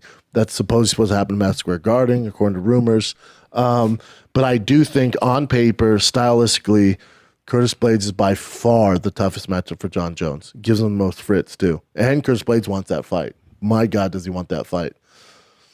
Curtis Blades, too, if you listen to him on Food Truck, I'm sure we'll put a clip up this week leading up to the fight. But Curtis Blades' only goal is to set the all-time takedown record in the UFC, and he's getting close. He's going to get a bunch of takedowns Saturday. So I got who's the favorite in that, Jen? I assume Curtis is a slight favorite. Let's see. Jesus Christ. One of the most boring shows in the world. I lasted 18 minutes. 18 minutes. I'm over it. I really am. I can't do it anymore. I cannot do it anymore. I'm over it. I'm sorry. I apologize. If I find clips, I have to pull them myself and kind of report them back onto the random show. But I can't do this anymore. I cannot. I refuse. I refuse. And I see people in the chat mentioning Mothership. I actually got their account on here. Let's see what I'll go on with the Mothership. What's the deal? It's been a long time since I've checked in on that flipping little place. And let's see what they're saying over there on the Comedy Mothership. It's fast approaching 200 people followed. I think last time I checked it might have been 168 or something. I'm pretty sure Brendan's still not being followed here. But we're going to check anyway, just to double check. Oh, wasn't Bryan Callen there the other day for the MINDFEST thing? So maybe he might have got followed back, actually. Maybe he did a surprise set at the Comedy Mothership. Maybe. So let's see. Let's double check here. Let's load up. Way more names to load up now because it's fast approaching 200. They've got 400,000 followers verified. Everything's popping up over there. Even I'm considering going over there to Austin to check this place out. It's the literal comedy version of the Berghain over in Berlin, right? My favorite nightclub in the world. This is the kind of comedy equivalent. Everyone's going there. All the big dogs want to play there. It's the place to be. And yeah, Joe Rogan running this place and him being allegedly best friends with Brendan, you would assume, number one, he'd be following him on the Instagrams, and number two, he'd have Brendan and Bryan perform there. But so far, we haven't seen that, have we? So let's do the old control find, and let's see if Brendan's being followed by the Comedy Mothership. Brendan. Let's see. 0 for him. Let's see Bryan Callen. 0. Let's just see Bry. 0. Oh my God. Eric Griffin obviously is there. Yes, he is. Finally there. Theo Vaughn is obviously there.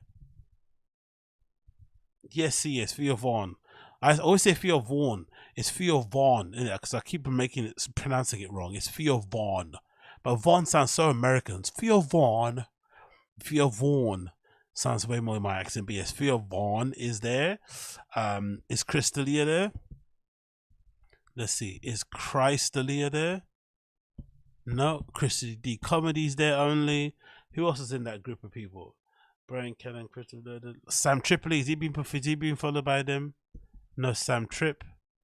Sam Talent. Sam J is there. Sam Prickett is there. Sam Morrell is there. Sam Lopez, whoever that is. Is that who the fuck is Sam Lopez? That looks like a cherub. Oh, it's a woman. Shit, I thought it was a small angelic boy. Sorry, Sam Lopez. My bad. Apologies. Took that back. Who else is in that group of people? Bryan, Callen. Yeah, that's it really. Nothing else. So they're not being followed. Unfortunately, no one from the comedy mothership is following those guys. It's an unfortunate state of affairs. What can you do? What can you do? Let's double check the Instagram and see who's been performing there. Recent post here featuring, I think that's Harlan Williams, right? Is that him? Is that his name? Yeah, Harlan Williams had the caption says Harlan Williams sold out 2 shows on Sunday, and we had a bunch of crazy drop-ins on our open mic. Oh shit, Bill Burr was there. Wow, amazing. Bill Burr was there. It's been a long time since we've seen him on Rogan even. Maybe he's going to do an appearance on Rogan soon, hopefully. Rogan's there. Tony Hinchcliffe is there. Fucking hell. All teeth, no face, isn't it? Fuck me. He looks tired and awake at the same time, no? He's got that kind of face. But yeah, big up Tony Hinchcliffe. He dresses like he plays golf. Does Tony play golf? And what kind of outfit is this? Who wears like a hoodie with a why is a collar on you? Anyway, I don't know. Let's continue. Oh, that's the guy that rides motorbikes. I forgot his name, the black guy. What's his name? Zoe Funny. I guess it's Zoe. Maybe his name is Zio. I'm not too sure. Adam Ray. Is that Jesse Williams or something? Is that his name? No, William F. Gomery. Jesse Williams. I don't know. Whatever his name is. Who's this guy? Oh, Dean Del Rey. Shit, he looks different with his hat. Fuck. Okay, pick up Dean Del Rey. I really enjoy his podcast as well. He's really awesome. And he's another one too. He went for it the right way, and he started comedy super late. He started comedy, I think, in his 40s. So way older than flipping Brendan, and he's actually funny. To the point where, you know, he's getting booked to do tours and shit. Sells out a couple of venues here and there. Does pretty well for himself. Like, he's done really well. So big up Dean Del Rey. And that's that Hassan Minaj guy, right? What's his name? Ehsan Jamad. Your name. Maybe change it, hey? Let's continue. Another one killed Tony. I guess the Are You Garbage guys were there. And Yanis was there as well. Pretty decent lineup. That's probably going to be some good laughs. I'm definitely making sure to watch that. Oh, look, this is a Joe Rogan lookalike, isn't it? That thing he did, right? What's his name? Jeremiah Stevens. That's really good. That's a really good Rogan cosplay. With the D on his neck, on his shirt, the tattoo sleeves, the fanny pack. That's really good. Oh, look, there's a comedy mothership fanny pack. Wow, I want that, mate. When I go there eventually, oh really? Carlos is saying Kill Tony sucked this week. The Kill Tony with Are You Garbage and Yanis. This sucked. Really? That's a really good lineup. Really? Oh man. Yeah, I'm definitely gonna buy that flipping fanny pack. When I eventually go to Austin, I'm getting that merch. I'm getting a fanny pack. I want a fanny pack. Who's this young lady? Jet Ski Johnson. Oh shit, the old band, didn't it? Yeah, that's the other guy as well. I remember the band. This is that Kim guy, right? That Rogan loves this guy. Have any of you guys seen this person perform stand-up? Rogan has been co-signing Hans Kim from minute 1. I think he's taking him on tour. He opens for him. Has anyone seen Hans Kim stand-up? Is he good? What do you guys think? Like, Rogan loves this guy. Like, Rogan rates him super, super, super high. What do you guys think? The band has funny dynamic, even though they can be corny sometimes. Yep, I agree. He's not good, says Perk Angel. I might have to watch Kill Tony again now that the old band's back. Yeah, the old band's back. Looks good. Haven't seen, but his minutes have gotten progressively worse. Really? Oh shit. Rogan really loves this guy. Like, I remember even during the pandemic, he was having him tour with him all the time. Because I kept remember him saying, oh, the great Hans Kim and shit. He loves Hans Kim. Oh yeah, this guy, what's his name? David Lucas funny. Actually, let's see what he's. I want to see some clips of him because I don't find this guy funny in the slightest, personally.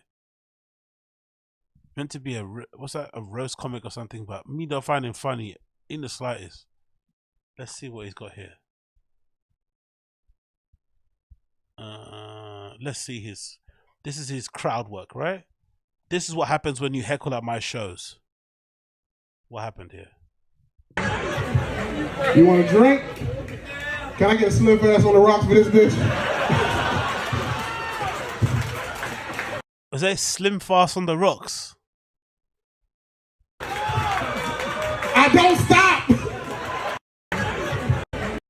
Okay, she heckled and he didn't like, okay, cool. I guess. I don't know, man. I don't know. I'm not too sure how I feel about crowd work where you insult members of the audience. But I guess if she says something crazy, then I guess it's fair game. But I also find it hilarious how somebody that weighs 400 pounds is telling somebody else who weighs 400 pounds to drink Slim Fast on the Rock. I find that hilarious, but you know, we all got to start somewhere, I guess. So who else was on there? We saw David Lucas, Hans Keem. Who else was on the list? Who else performed there? Who else is? Who's this guy? Miles the Black Guy. Jesus Christ. Okay. William Montgomery again. Cool. You got another Kill Tony bit here again. Great Monday show. Jesus, man. Well done for the Kill Tony bits. People doing artwork at the same time. I remember one time when I was at my old workplace, I had to set this up. I was working for this art manufacturer that used to, you know, produce paint and spray paint and shit. And we had to set up an event where there was a live painting and shit. And that stuff is always fucking terrible. The artists that do it are gash. It's just a payday. People pretend like it's some, you know, interactive, immersive experience. It's just some dude or some girl painting while some DJ plays in the corner. You're pretending it's part of the flipping. You're kind of getting inspired by the beats and the environment. It's some nonsense. If you can draw or paint, it's a good way to kind of make good money. You can't do these corporate gigs where you just stand in the corner and you paint stupid shit and make it kind of, you know, match the mood that you're in, and then they sell it, auction it off for charity or whatnot. But I remember setting up these events, like, you know, and getting the supplies there and making it look a certain way. But anyway, big up the artist regardless. Live your life. More band members are Kill Tony and what's his name, Eric Person as well. So yeah, okay, cool. Looks like it's popping off. Let's check out the Instagram quickly. Stories, let's see what's happening there. Fuck, you know, look at the Kill Tony queue. Look at how long that queue is. Fuck me. Bryan, shit. Bryan Sinter's got like a residency there. That bottom of the barrel show, I'm assuming he does all the time. More pictures on the inside. Doormats. What's that? Beer mats, I'm not too sure. Adam Ray there. Eric Person opening up. Eric Person introducing who's BS Comedy. It's Bryan Simpson, I'm assuming.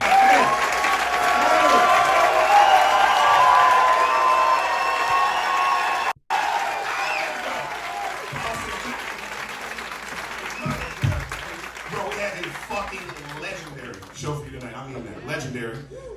And this next comedian is going to kick it off right, bro. This is one of my brothers. I started with this guy 10 years ago in San Diego, and I've gotten to watch his career blossom, and he's now one of the best comics in the world. He's got a great Netflix special. He's been on JRE a million times. Guys, make it fucking loud for the powerful Bryan Simpson, everybody. Bryan! Saying you're the best comic in the world when you don't know all the comics in the world is a very American thing to say, isn't it? No? It's very American to say you're the best comic in the world when you don't know any other comedians outside of the United States. Like some American comedians don't even know many UK comedians. They think some American comedians look down on UK comedy, which is absolutely insane. Considering our sense of humor, I think is pretty decent. So to say you're the best comic in the world when you're not really competing on the world stage is really funny. But I wonder why that is. I wonder, because a lot of you guys don't like UK rap, right? I know that's a thing. Like, you fucking hate the sound of my voice rapping, right? So I wonder, do some of you guys have the same feeling when you hear somebody being like jokey on the stage, like a comedian with my accent, like speaking? Do you find it ridiculous? Like, honestly, like, how does it sound to your ears if you're American? How does it sound? Does it sound like weird? Like this, you just say like tea and crumpets all the time. No, that's it. He's a quirky character. He's doing it ironically. Okay, Ricky Gervais is cool. Yeah, but Ricky Gervais doesn't really speak for the entirety of the United Kingdom. You know what I mean? He's a very particular type of bloke. Let's say that. I like drill, says Teju. It's just the accent that's comical. Y'all just can't rap in the UK. Okay, fair play, Dark Web J. I do flipping what's that thing called? I beg to differ. I beg to differ. Damn, Daddy. Miles had clever jokes. I don't know who Miles is. Y'all just can't rap in the UK. Lols, mate. You should check out my guy Avilion, mate. Check out his new album at the moment that I've fucking been pushing and standing hardcore. Called God Save the Streets.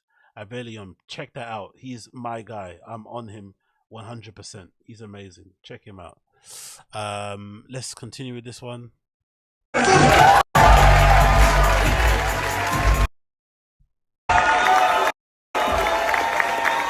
Oh, Howie Mandel was there.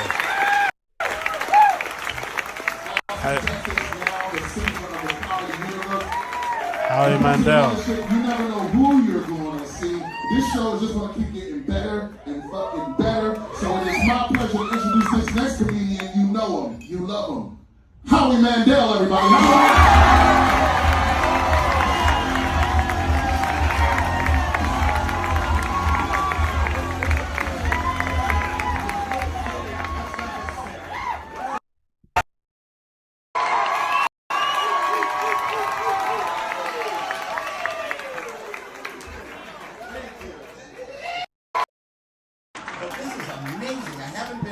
That's pretty good. good. I live in LA. There is not a club anywhere in the country, anywhere in the world that feels this good. This feels like when I started out in the early 80s at the comedy store.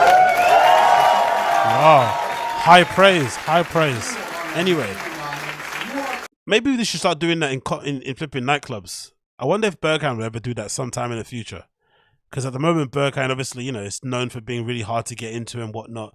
I wonder if sometime in the future they'll end up going to a point where they don't even publish the flipping lineups and you just have to turn up on a day whoever playing's playing. That's pretty cool surprise. You buy a ticket to go to, you know, Joe Rogan's Comedy Mothership and there may be somebody doing a flipping residency, a weekend or whatever they do, but you don't know who's going to be guesting. That's actually pretty cool. And, you know, it may be somebody super big, someone unknown. Yeah, exactly. How we dress like Adam 22 is hilarious. But yeah, I kind of like that. I'm not going to lie. Anyway, moving on.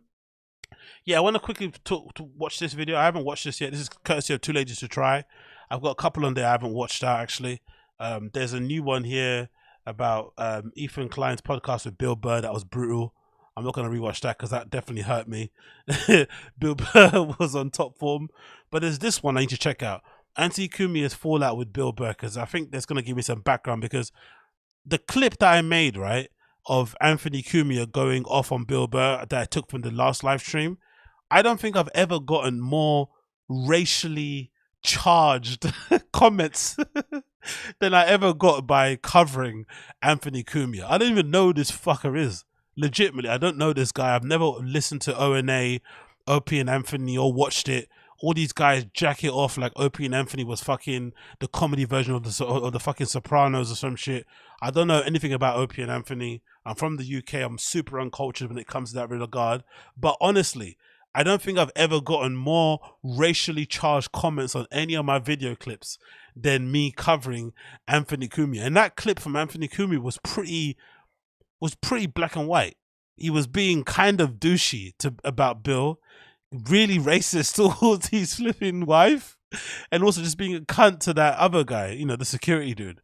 It wasn't that hard to, it wasn't something you could kind of defend, really. But yo, Anthony Cumia's fucking fans are vicious, mate. They were calling me all kind of monkeys and shit. and words. I was like, hey, is it the 50 Cent meme? What the fuck did I do? You know what I mean? I'm just playing a clip. Why are you calling me a monkey? Oh, this is a whoa, guys, chill out. Honestly, man, they're really weird. Anthony Cumia's fans. But yeah, I don't know. It was interesting. AZ, white people can be so fragile, especially the ones who follow the NPC creation. Honestly, I swear to God, I've never got that many. And honestly, like, I'm not that kind of guy. I don't give a fuck. You know, I've been on the internet for a long time. Comments don't hurt me in the slightest, right? It's just words on the fucking screen. If anything, most of the time it's super funny, especially when they're kind of, you know, going for it. But I was reading it, I was thinking, okay, You guys are a bit strange, man. But, you know, let it fly. I'm sure YouTube probably caught a few of them because they were probably being a little bit too crazy. But I never delete comments ever. So, you know, say what you want. But yeah, the Anthony Cumia fans are a bizarre bunch, boy. They came out hard for him. Anyway, let's see. Anyway, the title of the video is Anthony Cumia's Fallout with Bill Burr. It's courtesy of one of my favorites out there, Too Ladies to Try. Check him out. Great channel. Puts together some really cool videos. Let's see how he surmised this fallout because I don't know what led to it. I saw Cumia ranting and waving and talking about Bill Burr's black wife and shit. Like, sometimes these guys, I think, you can tell guys who have never been punched in the face or have never had to face the consequence of their words, because if that's a real regular human being or civilian, like Joe Rogan has to say, you know you're going to get fucked up next time someone sees you. But because these guys are celebrities and in their own world, and maybe Bill Burr's afraid that Anthony Cumia would, you know, file a lawsuit, or, you know, it might fuck up Bill Burr's acting roles and jobs, future, he just kind of leaves it alone. But if you insult someone's wife like that, a regular person, like, you might die. You know what I mean? Like, it's not that easy just to kind of say what you want. But you can tell this guy's never been involved in any real physical altercations, you know, that didn't involve him and his friends and shit, and just kind of goes around saying what he wants. But anyway, let's see the background and see what kind of led to this.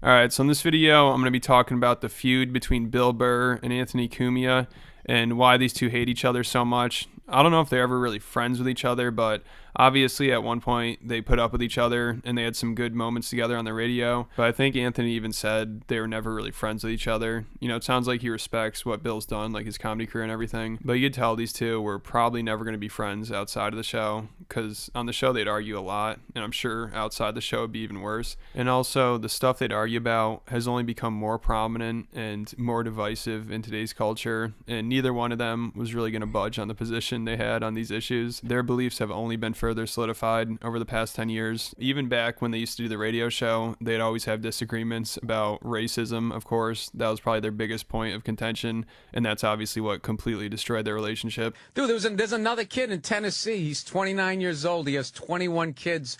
And 22 women. And they go... They go like, what? He goes, I don't know. He goes, it just happened. God. Wow. Yeah, was it somebody who is maybe from a background that is stereotypically known to procreate at a ridiculous rate? I think you're kind of in your own. You're in your own league when you do stuff like that. Yeah. What do you? India, a bunch of people over there have like 12 kids. India, you know. Yeah, I mean, we can steer it into the black neighborhoods again, like you always like to. All right. Let me do that now by commenting on a video clip I saw yesterday. Anthony. What? No. You know what you're like? You're like me when I was into conspiracy theory and all I did was read that supported my opinion. I already had my mind made up and I was like, see, there you go. No. And after a while... Anthony Cumia kind of sounds a little bit like Owen Benjamin. Is that where Owen Benjamin gets his thing from? Like, Owen Benjamin has that about gays, isn't it? He has this weird, like, thing about... I don't know, he feels like there's a cabal of like gay, you know, I don't know, CIA agents looking to fucking infiltrate and take over the world or something. I think that's Owen Benjamin's thing. I think so. Are they friends? Okay, that explains it then. That explains it. Anthony Cumia and Owen Benjamin are friends. That explains everything. I realized I was a moron. But for some reason, Anthony, you never had that moment of clarity. This happened and no one's talking about it, and it is a racially based crime. The Tea Party people were having a little tea party. Oh yeah, that guy in the video. Yes. Yeah, they were protesting and peacefully protesting, and a black gentleman walked up and socked the. Maybe the one where the guy spit on him. Jesus Christ. No. Or dropped the N-word or something. No, I think I saw that. No one could even prove happened. Of course, yeah, of course not. Those guys would never say something. Breitbart offered $100,000 to anyone that could prove that happened. And no one had proof that it happened. Maybe they did. Who cares? What? All the other Tea Party people who were around? I mean, for 100,000, somebody would have. But all right, you called him a name or something. Nya. It holds a little more weight than that. But okay. The guy. It's not like punching the walking up to a guy you disagree with. Did you just reduce that word to nana? Yes. I want you to go downstairs on the sidewalk and just test out both those words. Start off with nana, so we can complete the experiment. Okay. I'll do it in front of the black Israelites that do nothing but badmouth white people when you walk past them. Right. I'm not saying that that's right. How about I've dropped the N-bomb on them? See what happens. But why is that video You not wouldn't. getting more coverage? I wouldn't. Oh, I would. You wouldn't. What, I driving by at 60? I Go do absolutely it. Go would. do it, tough guy. Right now. Put your pistol on the table, go downstairs and do it. Now you've thrown rules in there that shouldn't be in there. Jesus Christ. Oh, see. So where things really went off the rails in terms of their relationship is when Anthony got fired from Opie and Anthony back in 2014 when he went on some racist rant on Twitter after he got attacked by some black lady in Times Square. And after that, I think Bill was pretty much done with him. And what made things even worse is the fact that the fans got involved and they started trying to go after Bill for not defending Anthony. And they also went after Bill's wife and they're saying racist stuff to her. Jesus So that Christ. just made things a billion times worse. And of course, the fans got on Bill for not backing me up, and I don't give a if Bill got on or didn't get. Yo, no offense. Again, someone said in the comments, "Oh, this guy's calling Cumia ugly, and he's ugly." All right, cool. Let's just run with the narrative, as Brendan would say, that I'm ugly too. No problem. Let's say I'm a 4. Cumia is still a 2, maybe a 1. Let's even say I'm a 3. He's still a 1. If I'm a 2, he's a 0. This guy looks like the Green Goblin, like legit. Like that's a face only a mother could love. That's insane. Like he's legit. He's the kind of guy who, if he's fucking in bed, he probably like, you know, like especially if he's fucking from behind, he's like look doing that, hands in the air, like, oh my God, I'm so lucky. I can't believe this like adult woman let me fuck her. Like fucking hell. And I'm not paying. Wow. Like, I hope she's legal. I hope she's consenting. Like, he should be like thanking the stars legitimately that anyone lets him touch him. Like, he looks like he baths in a fucking ashtray. His skin looks like it's rotting from the inside. Like, he's kind of got, you know what he's got face wise? It's a weird thing to say. You know, he's not Eric Griffin. Eric Griffin has that like hater face. Do you know what I mean? Eric Griffin has like a hater face. He has a hater face. Like there's something about him where he's the kind of guy where you know he's talking behind your back. He's that kind of guy. So that makes you look even uglier. I think it kind of makes you you kind of look like a demon. You know, like you look a little bit like some sort of gargoyle. You got that bit of sinister in you, you know? That kind of shit. Like that's the kind of thing that he looks like. Like he's got that kind of face of somebody that on a bad day he may push you in front of a train, you know? Like that's the face that he's got. Legit. Get on and say, hey, Anthony got fired. Sirius XM. I understand how it works. I never expected anyone to come to my defense for what happened. It would have been nice if OP maybe came. Yeah, maybe OP.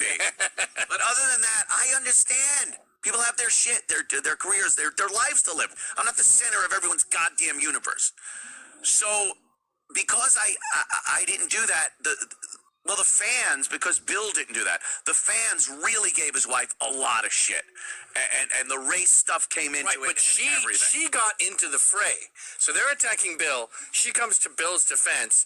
And then they, just like you get into a hyenas, they start going, crazy, you and blah, blah, blah. And it's they're fucking terrible. I know my fans. They could be fucking awful to me. I don't know but Bill, then I was just... I love how he's not disavowing it. He's not telling off his fans. He's not publicly distancing himself from it. He's just talking about it. Yeah, nice. Lovely. Persona non grata after that. That Bill would not talk to me. I was not invited to Patrice benefit. All that shit happened. Why is he surprised about this? I'm just shocked about why he's surprised. Cunty man acts like a cunt, then gets surprised when people don't want to hang out with him. It's like, huh? So if it weren't for the Patrice benefit, I think after Anthony got fired, him and Bill probably would have just been done with each other. But since they're both expected to go to that, they need to kind of interact or at least be cordial with each other. But I think Bill hosts it. So after everything that just went down, you know, the racist rant on Twitter, him getting fired, his fans attacking Bill Burr and his wife, Bill didn't really want him there anymore. So I found this post on Reddit from Anthony, like during an AMA he was doing, probably... Exactly, Darko J. My point exactly. He attacks a woman, then talks about the man in a safe space, clutching a pistol. Yeah, he's the textbook definition of a pussy, really and truly, isn't it? textbook definition of a pussy. Like, a little after he got fired, he's talking about the Patrice O'Neal benefit, and it's such a bizarre post. He's saying he's not invited and he doesn't know why, but then he's like, I was instructed to call Bill Burr. I'm scared. I love Bill. Bill has given us some of the best radio ever over the years. He's a very talented comedian and very funny, quick-witted, and a great actor, but there's something about him that frightens me, and I think he is mad at me. I don't even know. I think he's mad at me for what happened that brought about my firing, or what he heard second or third hand about what happened. Regardless of which one of these, I'm scared, but I have to pick up the phone and talk to Burr at some point. Why do I have to? So maybe it'll be one of those last moment things, but as of right now, I do not have an invitation to the benefit. So I don't know if he ever called him. I mean, it's so weird. He just keeps talking about how he's scared and everything. And of course, people in the comments are roasting him. But even if he did call Burr, I'm sure it only made things worse. You know, I doubt it helped at all. Like, these two talking to each other directly with nobody else involved is not going to go well. Like, at least on the show, there's other people there that can kind of mediate if they get in an argument. And then also at the end of it, they usually just start joking around and laughing again. It's like, oh, they're just friends having an argument. But after that, like, without anybody else there, and also I saw this comment, they made a good point that Patrice was a good buffer against Anthony's racism. But then once he passed away, Anthony went completely overboard and got way more blatant with it. So without him, these two cannot tolerate each other at all. And then the whole thing with the benefit, and also I think a documentary they made about Patrice O'Neal, and Anthony wasn't in that, I think I read. So that really divided these two, and now they absolutely hate each other. And then also the whole conflict with Anthony and Bill's wife, that's only gotten a lot worse. You know, he's taking a lot of shots at her, and he also probably believes that she's the reason why Bill's turned on him, and she's... How could anyone hate Nia? Honestly, Nia is lovely.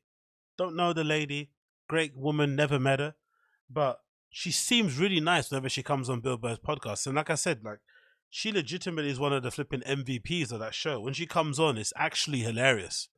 Like, she legitimately busts Bill's balls.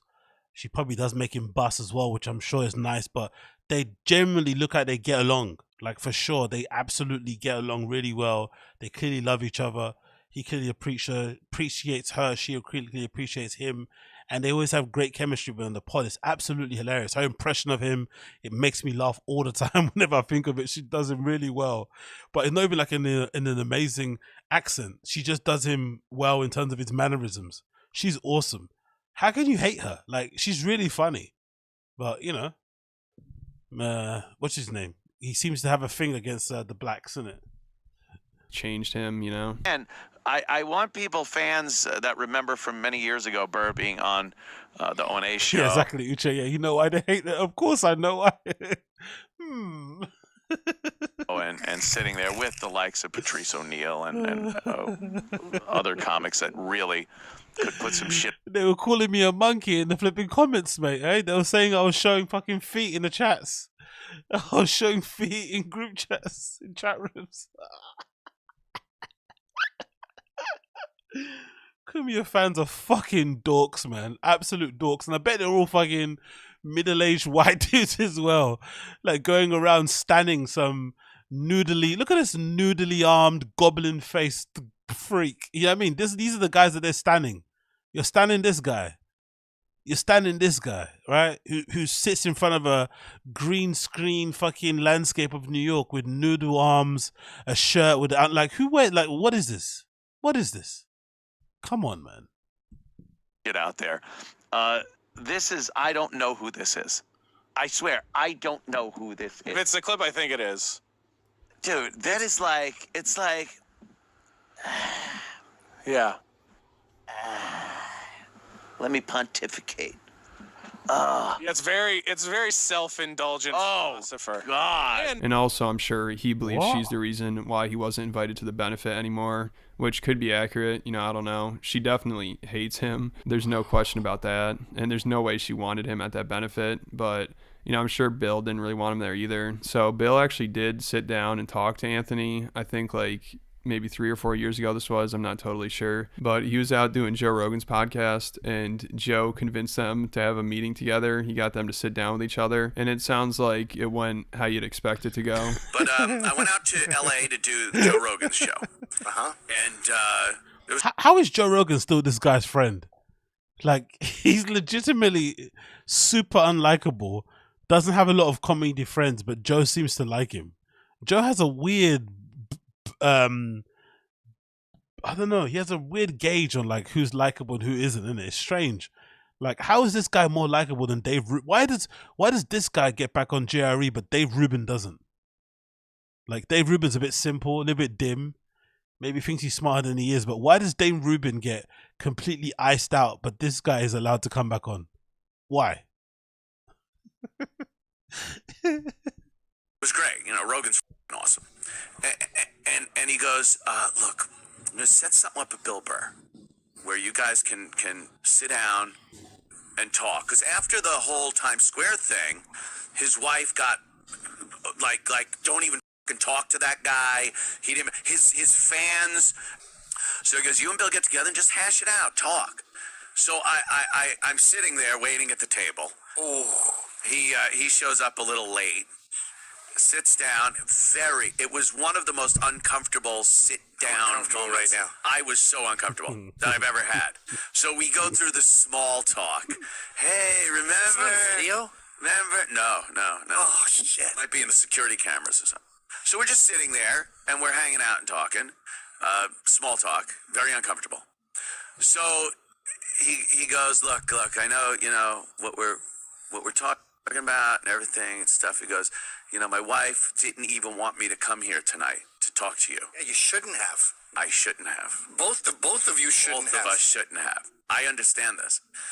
And the bottom line, he goes, look, it's the way things worked out and the way things happen. He goes, I just can't work with you professionally anymore. Just can't do it. Can't do anything with you professionally. And then I'm just sitting there like, okay, promise? Yeah. Stamp, no erases? I was like sitting there going, why did I just put myself through that? Is there a shower here? Oh, I know. Does anyone have a shower with a strong loofah? Just wring your diaper out over your head. What's wrong with him saying that though? Why did that elicit such a weird reaction? He said he just can't work with you. He's not about it. It's not that bad of a thing, isn't it? I was so, like, degraded. Yeah. And I was like... So then after this, Anthony started going even harder, trashing Bill and his wife. Bill Burr's wife is not attractive, and I don't even care what color she is. Right. It's just not... I don't find her attractive. And well, there's two things going at once here. There's like, we've all been taught to think that, yeah, look, God bless. God bless. To love each other. Have a great life. I don't just, sorry. And I'm sure Bill has never found my girls attractive. Whatever. But, you know, it's a very rare thing you see. That's the thing, though. These guys have not faced any real consequence. That's probably why they're so shitting on real flipping civilians and shit. Because, like, legit, some people don't play. Some people really don't play about their spouse, about their partner, about their family, sometimes about their possessions. Sometimes people don't play in the slightest, and they will legitimately cave your head in and take the time. They will legitimately sit in prison for as long as it takes, but at least they know they've caved your head in and you're no longer walking on this earth. Your mum is crying. People have got to GoFundMe to kind of pay for your costs of your funeral, and people are putting, you know, air flipping spray paint t-shirts of you on a t-shirt somewhere. Do you know what I mean? Like, people don't play.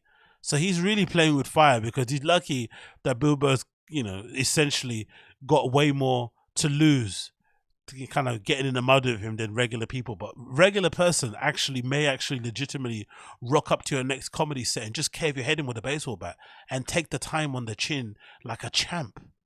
You know what I mean? Leave you legitimately comatose in the flipping hospital bed somewhere and take the time gladly.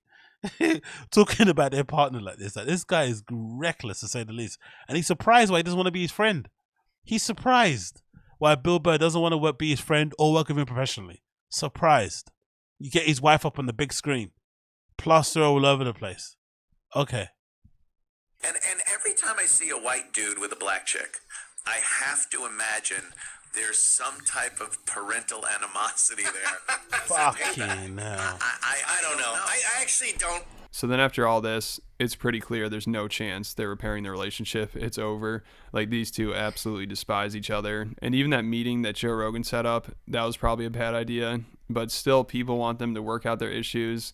And the other day, I guess, Anthony thought it was a good time to try to work things out again with Bill Burr. And of course, it was just a complete disaster. I don't know what Anthony was thinking at this point. Like, I understand he wants to go to the Patrice benefit, and that was just the other day, so he's probably missing out on that.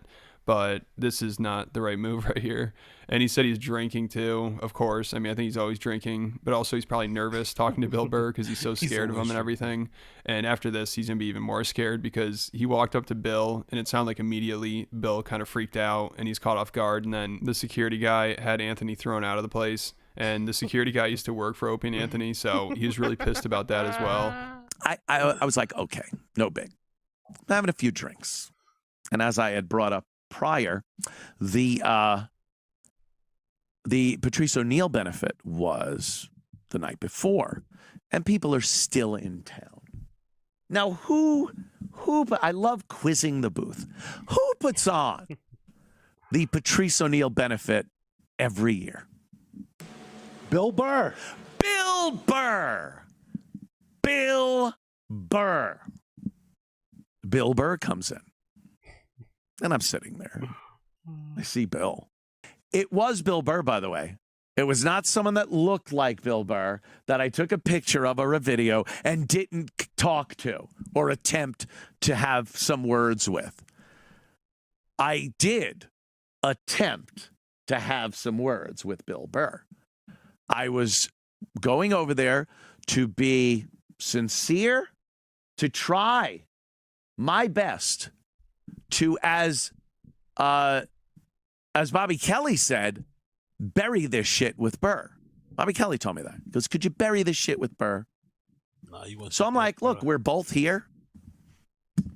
Let me bury this shit with Burr. I'll try it. I walk up to the table. Look out. He's sitting down. I kind of used a chair to put my knee on to get on a level. I said, Billy, what's up? How you doing? Dude! Whew. Now I'm starting to think maybe this was not the best move. His dude wasn't dude. It was dude. Like when he talks about white women. Just disdain in his voice. He's such a cunt, isn't it? He's such a cunt. Were you talking to me after the shit you said about my wife? Hey, Bill, first of all, the fans are the ones that kicked that whole fucking thing off. I love the lack of personal responsibility and accountability. It's all the fans. I didn't say nothing. I just added to it. I didn't start it. I just added to it. Fuck off. Never said, well, I didn't get that much out before. Now, so when I was up there chatting, trying to bury this shit with Bill Burr, his security guy, Club Soda Kenny, quite literally threw me out of the Comedy Cellar. You know what's funny? I had to Google who Club Soda Kenny is because I don't even know who he is, right? And he legitimately looks like somebody who would throw you out of a comedy club. He looks like a real quiet, silent assassin. He's clearly huge in terms of height. And he doesn't look like the kind of guy that talks too much, minds his business, and he looks kind of nondescript also because he looks like he could be a comedian, but he also kind of blends in well, right? So he also looks like, you know, when shit kicks off, he can step in and kind of diffuse the situation. But imagine this dude just picking up fucking Anthony Cumia by the underarm, by his armpits, and essentially just carrying him out of the fucking place. Big up Club Soda Kenny, you're a fucking bad boy. Big up Club Soda Kenny, you're a fucking bad boy. That's what you are, an absolute bad boy. We love to see it, mate. Big up Club Soda Kenny. Look at that mullet. Look at that gorgeous mullet. Big up Club Soda Kenny. Club Soda Kenny, sorry. Absolute bad boy. You are an absolute G. I'm sorry. You really are. Where is it? Where is it? Where is it? Where's the video? Where is it? Oh, there you go. Oh yeah. Oh yeah. He chest bumped me out of the place. I love his motion for a chest out bump. of the You can tell he's never done anything physical in his life. Look at the chest punch. Look at his chest bump motion. He chest bumped me out. His old man. He chest bumped me. You should have got stomped to the. Your head should have got stomped to the side of a pavement. You fucking piece of shit. Out of the place. I was not worthy to bury the shit with Bill Burr. And by the way, that's why I never tried to bury the shit with Bill Burr. Yeah, don't try and just continuing on, flipping, insulting his wife and him, and hope it gets better. Cool. My drunken haze last night, it seemed like a good idea. Bobby Kelly echoing in my head. You gotta bury the shit with Burr, dude, and get a bandolier.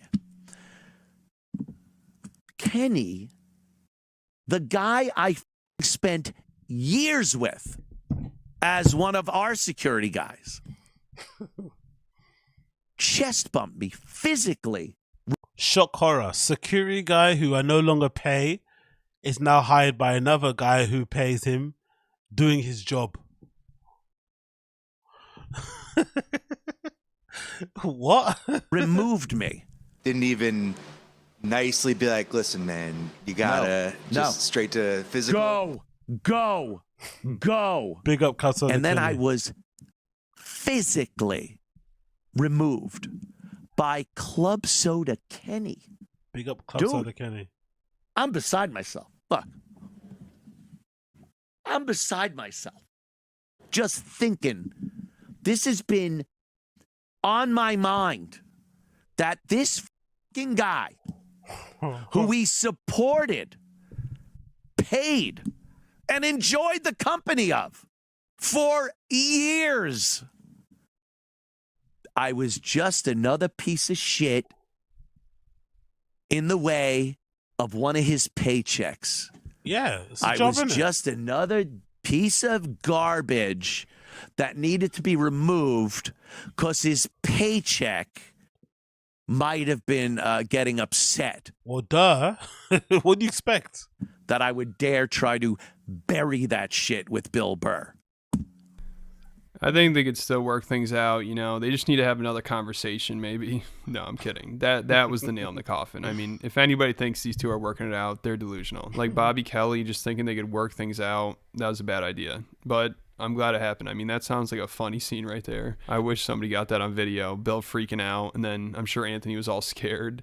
That would have been awesome to have. But yeah, that's it for them. I can't imagine they have any more interactions. It's too bad, you know, Anthony's missing out on the benefit and everything, but maybe start a different one or something, do a separate one. I don't know, but you're never going to get invited as long as Bill's hosting that. Thing.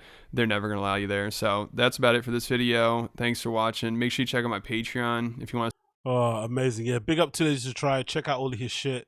His Patreon link is there as well. Check him out. He's fucking awesome. I love his videos. He does them really, really well. One of my favorites out there. Big up to Ladies to Try. Patrons all out there as well. He's uploading £5 a month for his good stuff over there. Check it out. Check it out if you haven't already. What else to talk about? I think that might be it, you know. I think I've covered it all, mate. I think I've covered it all. I think I've covered it Let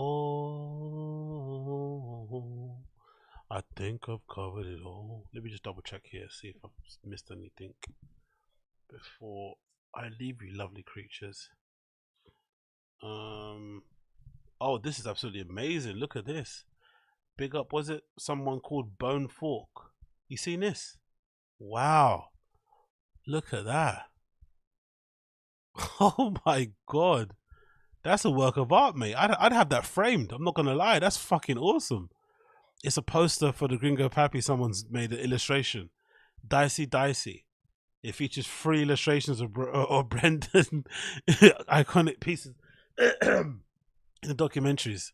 One of it says, "At night we'd fuck each other." One of them was, "It's like a chocolate chip with salsa over it." Another one, "Dallas a little different." Wow, this is so good.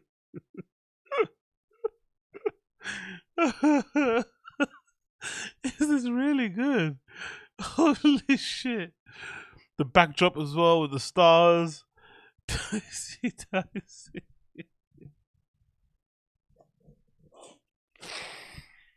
Oh, I'm sorry, my mouth is fucking leaking here. That was disgusting.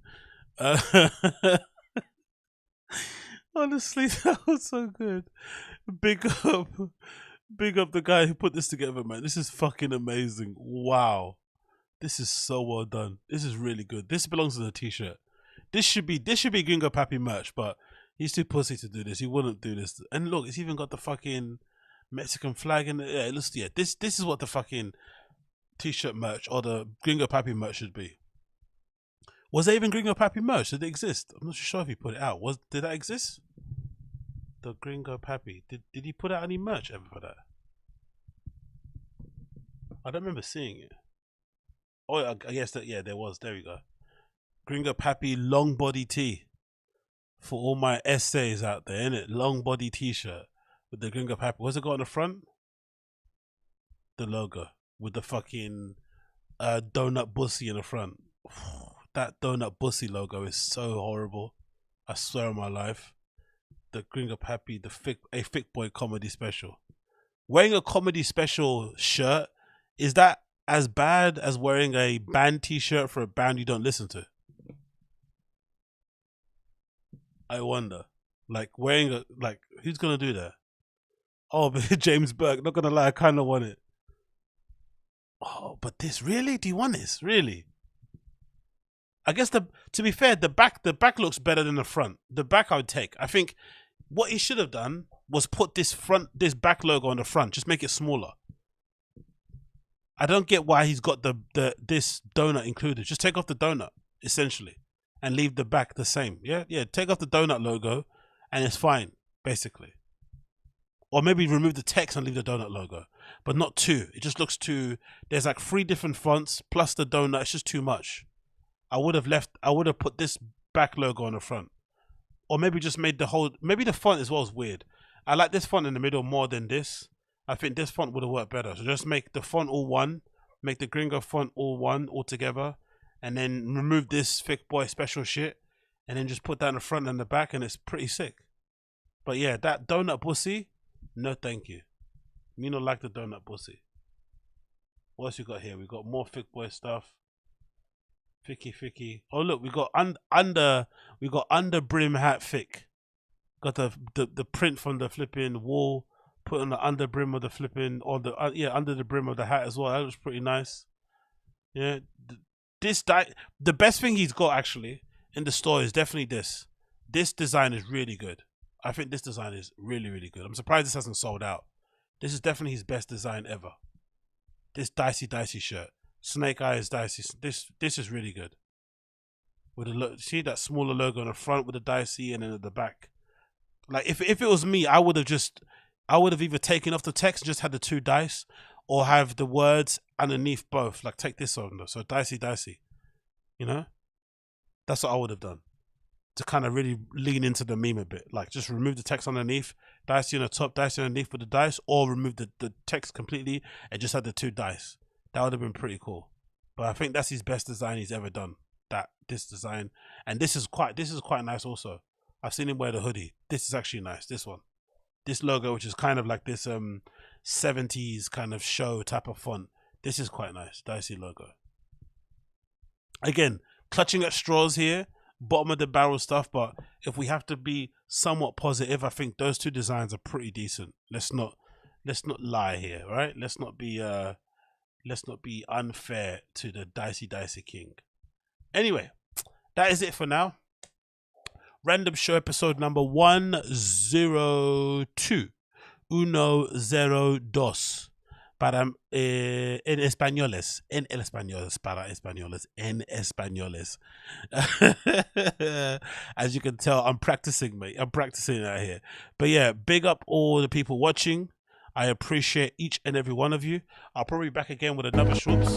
I'll probably be back with another. Actually, let me leave you with this. Have you guys seen this? Before I leave you, you seen this clip? This is exclusive clip of Bryan Callen sexually assaulting somebody. This is very, very, very exclusive. I kind of had to dig through the internet and find this, but this is live footage, like 1 to the million footage of flipping Bryan Callen sexually assaulting somebody. So this is kind of crazy.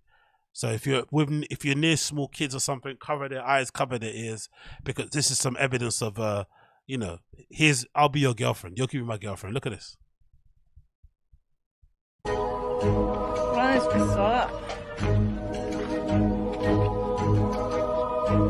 아, 재민이가 아니고 아까 그 사람이네. 이거? 아, 귀엽다. 저기 또 연말이네.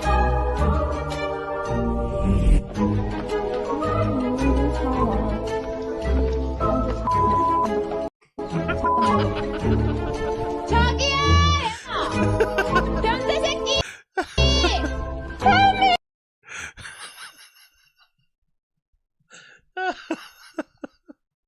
Live footage of Bryan Callen in the depths of India as Scott, you know, chasing after this sweet, lovely Asian lady, man. Leave her the fuck alone, man. Bryan Callen's a savage out there in India doing absolute madness, man. Absolute madness. Big up Callen. No, not big up Callen. Let's not big up Callen. Let's not big him up. But you know what I mean.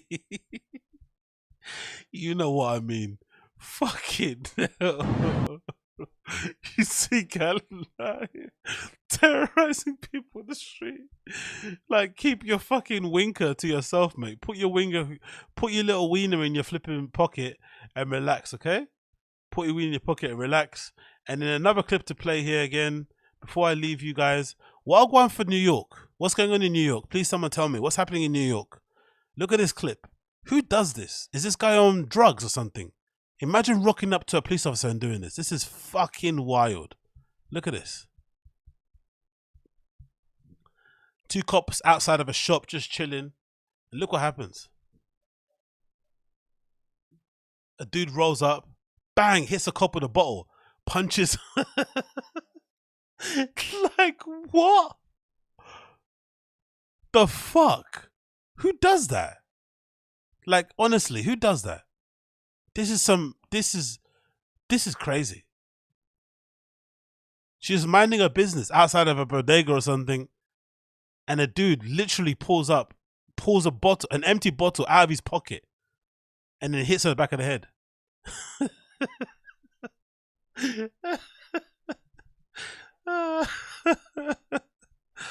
Honestly, absolute psychotic behavior.